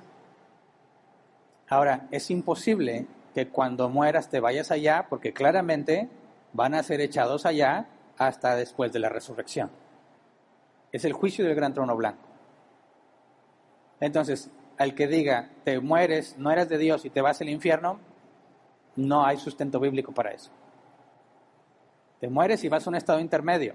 Eres de Cristo, estás esperando la resurrección, la recompensa, una comunión mucho más plena con Jesús. No eres de Cristo, te vas a un lugar de angustia, de sufrimiento, esperando el juicio del gran trono blanco, donde te darán tu merecido. En el Hades, donde está el impío, no hay exaltación a Dios, no hay alabanza a Dios, no hay conocimiento de Dios, no hay sabiduría de Dios. En el estado intermedio de las almas que son de Cristo, hay una comunión muchísimo mejor con Cristo que la que tenemos hoy. ¿Entiende? Ese es el resumen. Analizando estas posturas, aunque hay poca información bíblica, creo que podemos discernir que estamos conscientes en la presencia de Cristo, muchísimo mejor que estar aquí, pero no como la resurrección. Los que no son de Cristo, en el Hades, en el lugar de los muertos, conscientes, sufriendo, angustiados, esperando el juicio del gran trono blanco, el juicio final. Pero necesariamente en ambos casos tiene que haber conciencia del alma. Así que con esto terminamos el tema de hoy. Vamos a orar para pasar a la sección de preguntas e imagino que puede haber muchas preguntas. Así que vamos a ponernos de pie, por favor, para orar. Estírense, despierten algunos. Vamos a orar, Señor. Te damos muchas gracias por tus enormes misericordias para con nosotros. Gracias, porque siempre respondes nuestras oraciones. Cuando se trata de conocerte más, de comprenderte mejor, de entender la Escritura, Señor, siempre nos has respondido y nos has mostrado cada vez más de ti.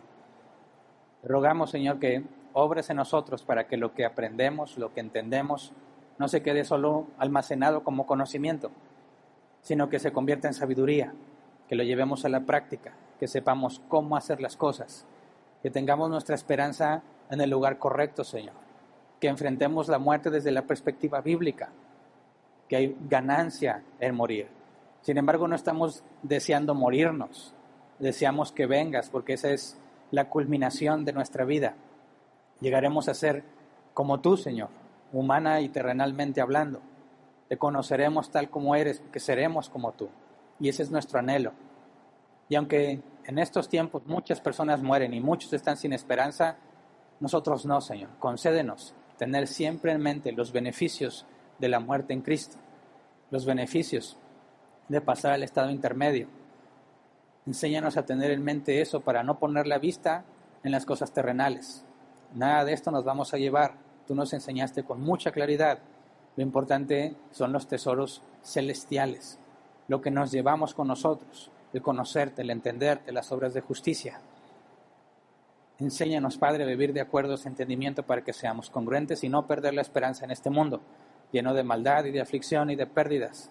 Concédenos, por medio de esto, también ser luz para aquellos que están perdidos, para que puedan, Señor, encontrarse contigo cuando les hablemos del Evangelio.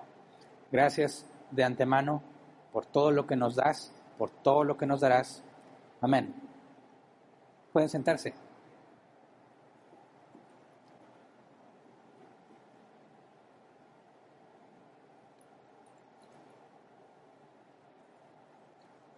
Pasemos a la sección de preguntas.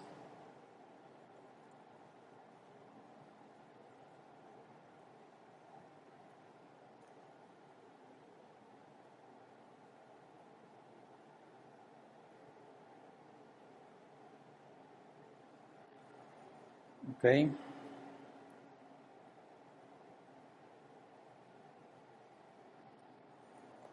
Les recuerdo a todos los que estén aquí por primera vez, si quieres hacer una pregunta. Seguramente ya te dijeron al entrar, pero lo repito, hay unos códigos QR, igual si me pueden ayudar a ponerlo en proyector para que aquel que no le dijeron o no entendió, si quieres hacer una pregunta, estamos armando un grupo de WhatsApp con el objetivo de eliminar el contacto entre el staff de multimedia y ustedes. Ya ven que ahorita por cuestión de la pandemia debemos evitar el contacto, entonces no podemos llevarte el micrófono porque cuando tú hables al micrófono y luego se lo llevamos a otro, ahí hay posibilidad de contagio. Puedes levantar tu mano y pedir un papelito y el equipo de staff te llevará un papelito y tu pluma, porque no debemos compartir plumas, para que escribas y luego ellos recogen el papelito y lo leen, pero ya hay posibilidad de contagio por el contacto con el papelito. Si tú tienes teléfono con datos, o sea, con internet, puedes escanear ese código una sola vez y vas a agregarte, o te va a agregar el código a un grupo de WhatsApp de preguntas, donde en los tiempos de preguntas de las reuniones estará habilitado para que puedas escribir tu pregunta. Cuando salgamos de aquí y sea mañana lunes, y si te acuerdas de una pregunta, no vas a poder escribir porque van a bloquear eso. Nada más sirve para que hagas preguntas en este momento del tiempo. Mientras estamos en vivo, quien esté viendo este video y ya no estamos en el día de hoy, ya no vamos a estar respondiendo esas preguntas. De hecho, no las vas a poder hacer. Entonces, por favor, el que vaya a hacer una pregunta, escanee su código, te agregas al grupo, ya no tienes que volver a escanearlo, simplemente esa es tu pregunta. Si entre nosotros hay alguien que no tiene conexión y quiere hacer su pregunta, no te preocupes, nuestro staff de multimedia ya se puso mucho gel en las manos, te va a llevar un papelito sin riesgo y cuando tú le pases el papelito se van a volver a lavar las manos para que no te preocupes, ¿ok? La intención es evitar ese contacto en la medida de lo posible. Nuestros hermanos en línea, cualquiera que nos esté viendo en línea, ustedes pueden hacer su pregunta en los comentarios, ya sea de Facebook o de YouTube, y nuestro equipo de multimedia las va a estar llevando a este mismo grupo para que las lea. Todas las preguntas, no importa de dónde vengan, del grupo o de Facebook o YouTube, van a ser llevadas al mismo grupo y se van a leer en la secuencia en la que fueron agregadas. Muy bien. Pregunta Team 911 e-commerce. ¿Qué pasa con los niños? ¿Tienen estado intermedio? El estado intermedio no tiene nada que ver con la edad de la persona en la que murió. El estado intermedio es lo que sucede después de la muerte de un ser humano, aun si este ser humano estaba en el vientre de su madre. Como lo vimos desde los temas pasados, al momento de la concepción es cuando Dios crea el alma de ese nuevo ser humano, sea hombre o mujer, y la unión de ese cuerpo, aunque no está en formación completa, y el alma forma un ser humano. Sí, en ese momento de la concepción, una vez que ya recibió vida, ¿verdad? Ser viviente, alma y cuerpo unidos, si ahí muere, el alma de ese ser humano va al estado intermedio. ¿Qué pasa con ellos? Van a estar esperando la resurrección. ¿Se van a ir al Hades? No creo. Claramente Jesús habla de que el reino de los cielos es de los niños, ¿verdad? David, cuando se enteró que Dios iba a quitarle la vida al hijo que tuvo con Betsabé, David se consoló sabiendo que él iría a donde estaba este niño. Bíblicamente hablando, si apelamos a la justicia divina, sería muy complicado pensar que Dios juzgue de pecado a un ser humano que ni siquiera tuvo un cuerpo movible, ¿verdad? O tenía una edad donde no era consciente de pecado, ¿verdad? La Biblia también nos habla que niños que no tienen conciencia de maldad o que no conocen la maldad no podrán ser juzgados como pecadores por parte de Dios. Así que los niños que no tienen conciencia de pecado, sin importar qué tan desarrollado estaba su cuerpo en el vientre de su madre, todos pasan en automático al estado intermedio y apelando a la justicia divina, pasarían a la presencia de Cristo. Siguiente pregunta, Elizabeth K. Hola, pastor, no quiero decir que yo sé más que usted, nada que ver, apenas y voy comprendiendo. Una vez usted dijo que la Biblia habla en forma literal y simbólica. Siento una contradicción donde dice que las almas duermen y que no agradecen, y hay otro donde dice que las almas reclaman justicia, y donde dice que estar con Jesús es mucho mejor. Ya lo leí, ¿verdad? No sé si esta pregunta se hizo antes de que lo leyera. El apóstol Pablo claramente dijo que deseaba partir y estar con Cristo, ¿verdad? Que eso era muchísimo mejor. Eso responde la segunda pregunta. Y en cuanto a la primera, donde dice que las almas no dicen nada y luego tienes a las almas clamando justicia, no es propiamente una contradicción, sino la distinción de qué tipo de almas se refiere. Las almas que no son de Cristo o las almas que son de Cristo. Entonces, como le expliqué hace unos minutos, cuando se habla del Seol en el Antiguo Testamento no hay revelación particular sobre lo que pasa con los que son de Dios. Y se analiza generalmente. Y lo que se explica generalmente corresponde a lo que pasa con las almas de los injustos cuando van al Seol, ¿verdad? Estaría describiendo lo que pasa con los que no son de Cristo. Pero como no había revelación de lo que sucede con los de Cristo, no estaba explicado ahí. Lo mencioné como en el caso del infierno. Si realmente no pasa nada en el Seol y luego Jesús nos dice que serán atormentados en el infierno, eso tampoco es una contradicción. Lo que pasa es que se analiza la información desde una nueva revelación. Tú analiza todo el Antiguo Testamento y el Nuevo y te vas a dar cuenta que Dios no reveló todo lo que tenía que revelar en un mismo momento, sino que con el paso de años y siglos, Dios fue revelando cada vez más información. Así que nosotros tenemos que entender que si la revelación es progresiva, tenemos que interpretar la Biblia a la luz de ambos testamentos, ¿verdad? Si concluyes nada más en el Antiguo Testamento, te falta revelación. Si concluyes nada más con el Nuevo Testamento, no vas a poder comprender muchas cosas del Antiguo Testamento. Entonces, interpretamos a la luz de toda la revelación y al hacerlo, encontramos que no hay ninguna contradicción. Siguiente, M.G. Doris. Lo que hagamos en el estado intermedio cuenta para el día ante la presencia de Dios en el gran trono blanco, o solo contará lo que hagamos en nuestro cuerpo terrestre. Buena pregunta, pero el apóstol Pablo dice literalmente, va a juzgar en aquel día lo que hayamos hecho en el cuerpo. Así que no podemos concebir la idea de pecado estando en el estado intermedio.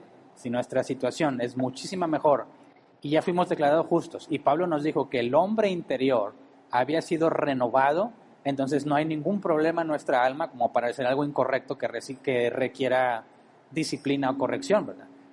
Ya hablaríamos desde el estado intermedio, ausencia de pecado en nosotros. Así que no hay nada que indique que también seamos juzgados por lo que suceda en el estado intermedio.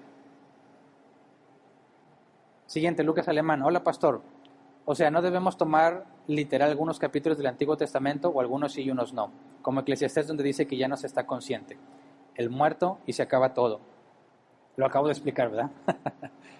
Hay que examinar eso a la luz de toda la revelación y entendemos que como no había revelación se generalizó. Siguiente, Elizabeth K. Mi punto y mi pregunta es, si ya se está con Cristo, creo que sería lo mejor y una alegría grande. ¿Para qué tendría que estar pidiendo justicia? Gracias, pastor. Bueno, porque tenemos un Dios justo, ¿verdad? Y cuando ellos apelan justicia, las almas de los que padecieron por causa de Cristo no están haciendo nada individuo, ¿verdad?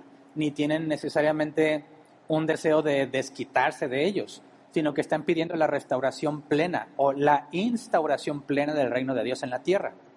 Podemos leer esos pasajes y pensar que están diciendo, ¿qué onda con ellos, verdad? Qué injusto, ¿por qué no les has dado lo que se merecen? Como si fuese la intención de satisfacer el deseo de ver que les dieron su merecido. Pero eso sería una interpretación incorrecta, porque cuando hablamos de que haga justicia en la tierra, lo que ellos están pidiendo, en otras palabras, es Jesús, ¿cuándo vas a ir a reinar y establecer tu reino totalmente en la tierra, ¿verdad? De manera que ya no haya maldad y que ya no haya injusticia en ningún ser humano en la tierra.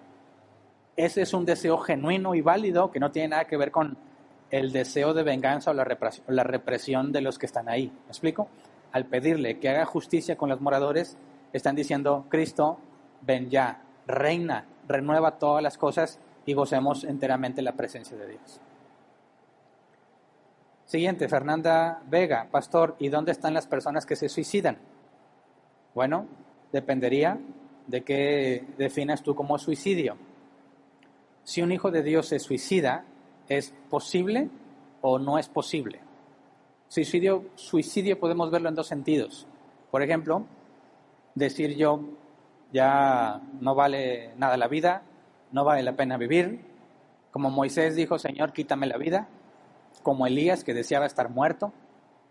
Pero imagínate que va más allá y él mismo se mata, se suicida, se quita la vida porque no hay esperanza. La pregunta es, ¿qué pasa con él si era un hijo de Dios? cuando la Escritura enseña que los que han sido hechos hijos de Dios tienen la garantía, que es el Espíritu Santo, de las promesas. Así que aún el suicidio no puede quitarte la garantía de la promesa, que es el Espíritu Santo. Tú fuiste declarado salvo y eso es irreversible.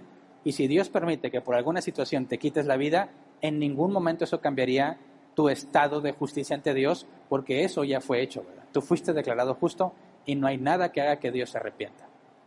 Ahora, si tú hablas de suicidio en otro sentido, imagínate que, me voy a poner yo de ejemplo, veo que un perro muy agresivo viene a atacar a alguno de mis hijos y yo decido interponerme entre el perro y mi hijo y yo sé que el perro me va a matar, sé que no puedo sobrevivir, pero voy a salvar la vida de mi hijo. Estoy cometiendo un acto de suicidio, ¿verdad? Yo estoy llevándome una acción donde voy a perder la vida voluntariamente y eso no se ve como algo malo, ¿verdad? Ni como falta de esperanza, sino poner mi vida en beneficio de los demás, y eso fue lo que hizo Cristo, de manera que eso tampoco tendría que ver con mi pérdida de la salvación. Entonces, si tú fuiste salvo, bíblicamente eso no se puede revertir.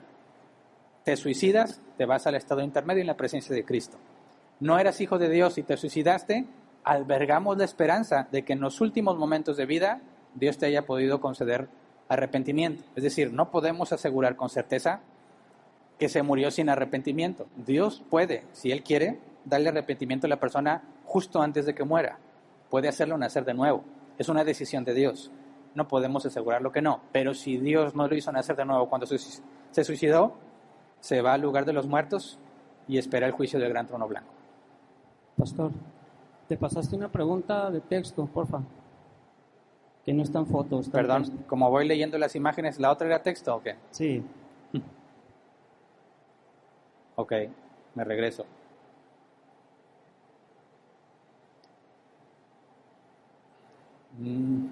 Después de la de Elizabeth K. Déjame regresarme más. Aquí está. No, más atrás. Es que ya hay varias más, ¿verdad? Lucas Alemán. No, más atrás. Es que ya se me movió aquí todas las preguntas. Sí, después de Lucas Sí. Alemán. Buenas tardes, Hernán. Entonces entiendo que el Hades, esa es, ¿verdad? El Hades o Seol era el lugar donde iban las almas antes de la muerte de Cristo. Pasó a ser paraíso después de su muerte. Entonces, ¿qué eran de Cristo en el Antiguo Testamento? ¿Se los llevó con él? ¿O eso es una postura? En lugar de pensar que la revelación que había en el Seol hablaba de términos generales de lo que pasa con los impíos, algunos dicen, también los justos estaban ahí, y cuando Cristo resucita y asciende, se llevó a los que estaban ahí al paraíso. Bueno, puede ser. No hay nada en la Biblia que diga eso, ¿verdad? Algunos utilizan los pasajes de que Jesús fue y predicó a los espíritus encarcelados, los que en los días de Noé pecaron, ¿verdad? Pero ahí no está hablando de los justos en el Hades, ¿verdad? Está hablando de los pecadores aprisionados. Y aparte dice que en los días de Noé, ¿verdad? Entonces, no hay bíblicamente algo que nos diga que eso sucedió. Yo no adopto esa postura porque me parece que es innecesaria o agrega información que no tiene fundamento bíblico.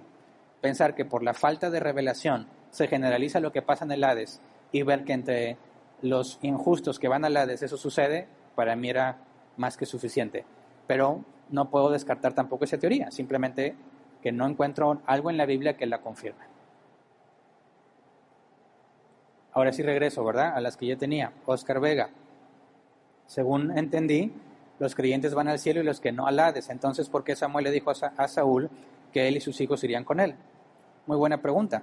Y tendríamos que analizarlo partiendo de la información que se tenía. Es decir, el hecho de que Samuel esté de alguna forma siendo visible para Saúl, dado que él está en un estado intermedio, obviamente ahí hay una intervención de Dios, ¿verdad?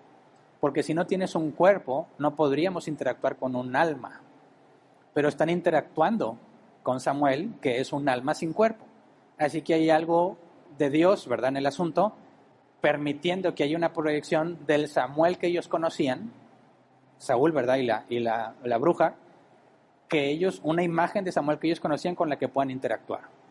De manera que no es algo natural, es decir, no es que Samuel se presente o que cualquiera en el estado intermedio puede echarse una vuelta por acá, oye, me desperté un rato y vengo a ver qué están haciendo, no, ¿verdad?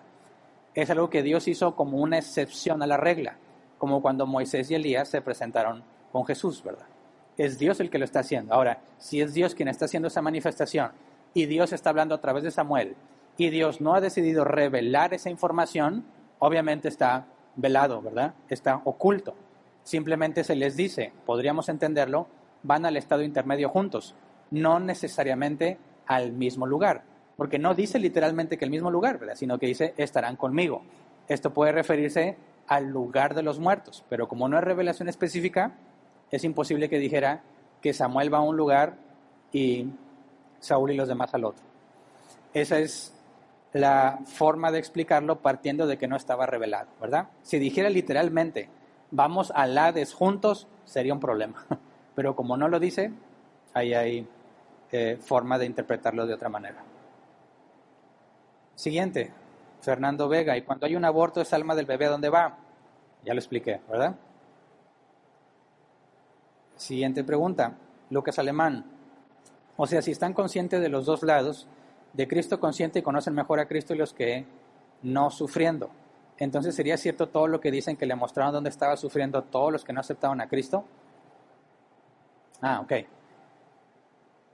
Te refieres a las visiones, ¿verdad? O los sueños que hay gente que dice que ha visto, que murió y fue al infierno. Y he comentado alguna que me marcó de por vida. Esta señora que aseguraba que fue al infierno y vio a Selena la cantante, y a Michael Jackson.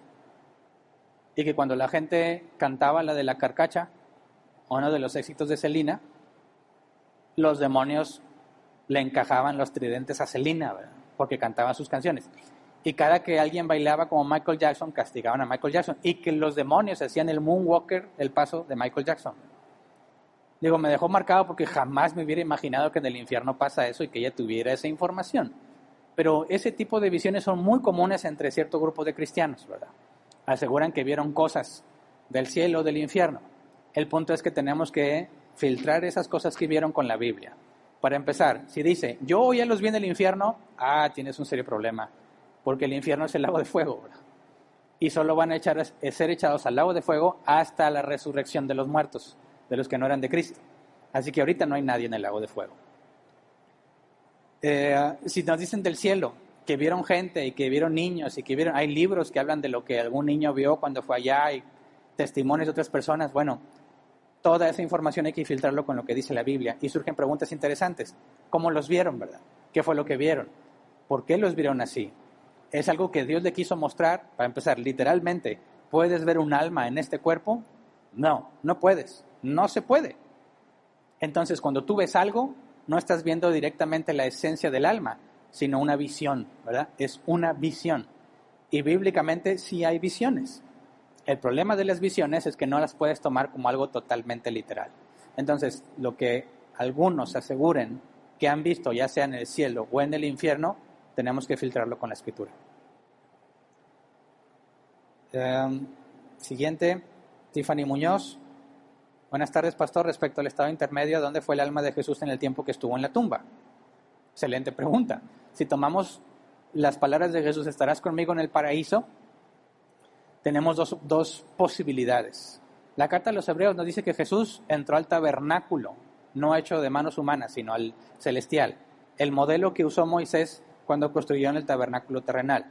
Y entró ofreciendo como sumo sacerdote su propia sangre, ¿verdad? Eso sucedió después de que Jesús ascendió al cielo, 40 días después de su resurrección, ¿verdad? Podemos decir con toda claridad que ese tabernáculo está en el paraíso, en el tercer cielo. Ahora, si hablamos de la naturaleza humana de Cristo y que estuvo muerto durante 3 días, y si Cristo era como nosotros, humanamente hablando, entonces tuvo que haber estado en un estado intermedio también, ¿verdad? Y ahí ya nos metemos en temas complejos porque no hay nada en la Escritura que nos dé información sobre eso. Entonces, si Jesús, como nosotros, al ser humano, agrega a su persona divina, agrega la naturaleza humana, surge la pregunta, ¿tenía un alma como tal y un cuerpo como un ser humano? O sea, esa es la parte humana, o era divino con cuerpo. Y dices, no, tenemos que respetar esto. Jesús era verdaderamente hombre y verdaderamente Dios. Y si es verdaderamente hombre, tenía que usar también la unión de cuerpo y alma, humana, ¿verdad? En su naturaleza humana, Jesús tendría que haber pasado por el estado intermedio. Así que si le dijo al ladrón en la cruz, hoy estarás conmigo en el paraíso, refiriéndose a ese día que murió Jesús, hablaríamos de que estaba en el estado intermedio. Si le dice, te digo hoy, estarás conmigo en el paraíso, y pensamos que subió hasta que ascendió visiblemente y entró al tabernáculo, en ambos casos va al paraíso, pero en situaciones distintas, ¿verdad? Entonces, ahí está teológicamente una posible explicación, aunque no hay nada en la Biblia que nos diga exactamente qué fue lo que sucedió. La siguiente pregunta es de texto, pastor. ¿Perdón? La siguiente pregunta es de texto, para si te puedes salir de las okay. imágenes, por favor. Sí, ya estoy revisando si hay texto o no para no volver a equivocarme. Gracias. Daniel Castro, buenas tardes, pastor. Tengo la siguiente pregunta. Si los justos y los injustos ya están separados, ¿qué sentido tendría el juicio final? ¿Por qué no se van de una vez al cielo o al infierno? Es buena pregunta. Y bíblicamente la única respuesta es porque así quiso Dios. No hay ninguna razón detrás. ¿Por qué Dios no nos lleva directamente? No lo sé. El juicio del gran trono blanco junta a todos los que han muerto en todo el tiempo de la humanidad y a todos los juzga. Y eso tiene que ver, creo yo, con comunicarle a toda la humanidad que no es de Él, que están recibiendo lo que ellos mismos desearon, y visible ante todos que es totalmente justo, porque dice, se abrirán los libros y cada uno será juzgado según sus obras. Entonces, eso nos hace pensar que es algo público. Y si es algo público, Dios estaría manifestando públicamente que cada una de esas personas merece ir al lago de fuego, dejando en claro su justicia y glorificando su nombre. Si fuera un evento privado, quedaría muy claro para cada persona, pero no sería un evento público, por así decirlo. Igual pensamos en la recompensa, el juicio de recompensa para los santos. Si es algo público, puesto que a todos se nos va a juzgar, igualmente manifestaría la justicia, la gracia y la misericordia de Dios. Porque Pablo dice que algunos sufrirán pérdida, serán salvos aunque como por fuego. Entonces quizás algunos de nosotros cuando estemos allá, no nada más van a decir las cosas buenas que hicimos, ¿verdad? También quizás sean mencionadas las cosas que no hicimos bien, de manera que se explique por qué sufriremos pérdida. Pero si es público, dejaría en manifiesto su gracia, su justicia y su misericordia. Es el único beneficio que puedo pensar al entender por qué Dios haría eso, pero bíblicamente no hay respuesta. Siguiente, Gabriela. ¿También los niños pequeños, 0 a 5 años, también se van al lugar intermedio? Sí, ya lo expliqué. Todo ser humano iría al estado intermedio. Siguiente pregunta. ¿Entonces el Seol es el lugar donde van las almas de los justos en el estado intermedio? No, según lo que yo entiendo, el Seol es a donde van las almas de los injustos. Los justos, bíblicamente, van a la presencia de Jesús, al paraíso. Siguiente, Leila La Rosa. Buenas tardes a todos, pastor, explíqueme por favor. Entonces, ¿qué sucede en un cuarto de mi casa? Se escuchan ruidos, pasan cosas y el que duerme ahí tiene pesadillas con demonios pidiendo que entregue su alma. Bueno, analicemos esto bíblicamente. Mira, rápidamente. Si oyen ruidos, tienen sueños con demonios, bíblicamente no lo podemos descartar. Los discípulos cuando vieron a Jesús caminando sobre el agua pensaban que era un espíritu. El concepto de demonios y espíritus es bíblico, e incluso que pueden interactuar con el mundo, como vemos en el caso de Job, que Dios le da autoridad a Satanás para que mate a los hijos de Job, a sus animales con un rayo, a sus hijos con un viento fuerte que derrumbó la casa donde estaban. ¿Pueden estos espíritus interactuar con el mundo? Sí, si Dios se los permite. Pero cuando dice, tiene pesadillas con demonios pidiendo que entregue su alma, ahí hay un error que no coincide con la Biblia. Porque bíblicamente hablando, todo el que no es de Cristo es del diablo. Así de simple. Eres de Dios, le perteneces a Dios. No eres de Dios, le perteneces al diablo. Ningún demonio tendría por qué pedirte el alma porque ya es de ellos. ¿Me explico? Ahora, yo me he topado con estos casos, no que los haya vivido, con personas que vienen y me dicen, tengo estas experiencias. Y yo lo que les digo es muy simple. Entrégate a Cristo. bíblicamente tú eres de Satanás y puede hacer contigo lo que Dios le permita y le plazca, ¿verdad? Bíblicamente hay mujeres, en el Nuevo Testamento, una mujer encorvada que Satanás la tenía así. El que era sordo y mudo, estaba sordo y mudo porque un demonio lo tenía así. Otro que a sí mismo se arrojaba al fuego o al agua para que se quemara o se ahogara, el demonio le hacía eso. Satanás puede hacer lo que quiera con los que son suyos, pero no puede tocar a los hijos de Dios a menos que Dios se lo permita. Entonces, para mí, este tipo de situaciones son puestas por Dios para abrir la puerta y predicarles el Evangelio. Siguiente, Sheila García, los bebés que son abortados, ¿cómo van a resucitar? ¿Las mamás van a reconocer que eran sus hijos? Bueno, no hay respuesta bíblica al respecto. Pero si Pedro reconoció a Moisés y a Elías, si el rico reconoció a Abraham, me parece que en ese estado intermedio tendremos más revelación, ¿verdad? Y podremos identificar quién es quién. No puedo saber qué clase de cuerpo voy a tener yo, ni alguien más viejo que yo o más joven que yo. Si pensamos en Adán, Adán fue creado maduro. Tenía 0 años cuando fue creado, sin embargo tenía madurez, ¿verdad? Si hablamos del estado intermedio, tenemos que hablar de tener la información necesaria para poder estar en ese estado, y pensaría yo que Dios nos la daría en ese mismo instante en el que morimos. Pero son conjeturas mías, no hay nada en la Escritura que nos diga qué. En cuanto a reconocernos, tendríamos algunas referencias. En cuanto a qué edad aparentaríamos, no hay respuesta bíblica. Siguiente, Elizabeth, en Mateo 13 dice que los ángeles vendrán a separar los justos entre los injustos, y está hablando del juicio final, cuando Cristo venga. Los ángeles son servidores de Dios, nos dice el apóstol Pablo. Luis López, buenas tardes. Después de 2 Corintios 5:5, que habla de empeñarnos en agradarle, se menciona en el versículo 10 el tribunal de Cristo. ¿Podría inferirse que esto del tribunal es parte del estado intermedio? No, porque hay otro pasaje que nos dice literalmente que no juzguemos nada hasta que venga ese día, donde Dios nos dará la recompensa, ¿verdad? Entonces, si Pablo nos dice que no podemos juzgar hasta que venga ese día y todos compareceremos ante el tribunal de Cristo, me parece que indica que es un evento donde todos estamos ahí y no algo individual que va pasando conforme mueres. ¿Me explico? Así que ese tribunal de Cristo donde todos compareceremos tendría que ser el mismo evento que dice Pablo en aquel día, cuando Cristo manifieste lo que estaba oculto, haciendo referencia a la resurrección. Pastor, se terminó el tiempo, todavía Okay. Tienes como 14 preguntas. Ni modo, pues si se nos acabó el tiempo, por respeto a los que están aquí, yo por mí les sigo, pero por respeto a los que están aquí, hasta aquí llegamos.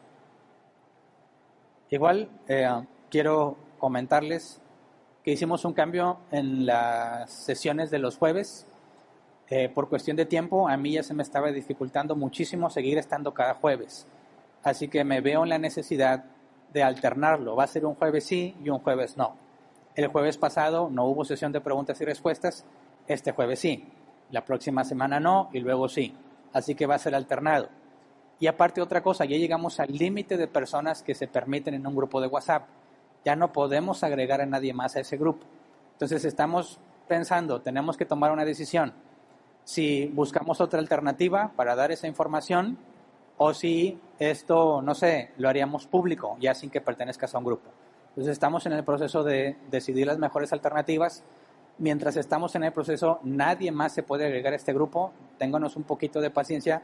Vamos a buscar la mejor alternativa y entonces publicaremos cuál será la forma. Así que este jueves que viene, sí, los espero en la sesión de preguntas y respuestas. Es todo. No olviden mandarnos su foto. Ya están llegando muchas fotos, gracias a Dios, de personas de otros países, de los miembros de aquí, de los congregantes. Pero, digo, yo ya vi la de los miembros de aquí y todavía faltan muchos miembros de aquí de mandar su foto. Así que, por favor, mándenos su foto. Algunos escribieron diciendo que había sido confusa la información que dimos. Así que quiero rectificar eso. Te tomas una foto, porque también hubo personas que nos mandaron fotos de ellos, nada más ellos. Y no es el propósito, ¿verdad? Digo, salían bien en la foto, pero no es lo que estamos buscando. Lo que buscamos es que haya evidencia de que estabas siguiéndonos en las transmisiones, ¿verdad? Entonces, seas miembro, congregante o persona foránea, la idea es que o aproveches la transmisión ahorita o vayas a YouTube o a Facebook, pongas uno de los videos y te tomes un selfie donde se vea la transmisión y los que están viéndola. ¿Me explico? Puede que no sea selfie, alguien te toma la foto y ya, ¿verdad? Pero se tiene que ver la transmisión. Los que la ven y la transmisión. Me preguntaron, ¿tiene que ser toda la familia en uno o cada quien la suya? Como tú quieras. Si tú quieres salir así tú solo, pues mándanos la foto solo, pero mándanos la foto. ¿A dónde hay que mandarla? Algunos la están mandando por correo, otros me lo han mandado a mi Messenger de Facebook, otros al grupo de miembros de la iglesia. No, es a la página de Facebook de Árbol Plantado. Un mensaje a la página de Facebook Iglesia Árbol Plantado. Ahí usas el Messenger, le pones ahí agregar archivo y pones tu foto y vas a recibir un aviso de que tu foto fue recibida. Eso significa que ya vas a ser contemplado para el diseño, que tu foto ya fue incluida. Pero por favor, nos gustaría mucho que todos estén en ese diseño y tener un recordatorio de todos los que en este tiempo de pandemia nos estuvieron siguiendo por medio de las transmisiones. Es todo entonces. Muchas gracias.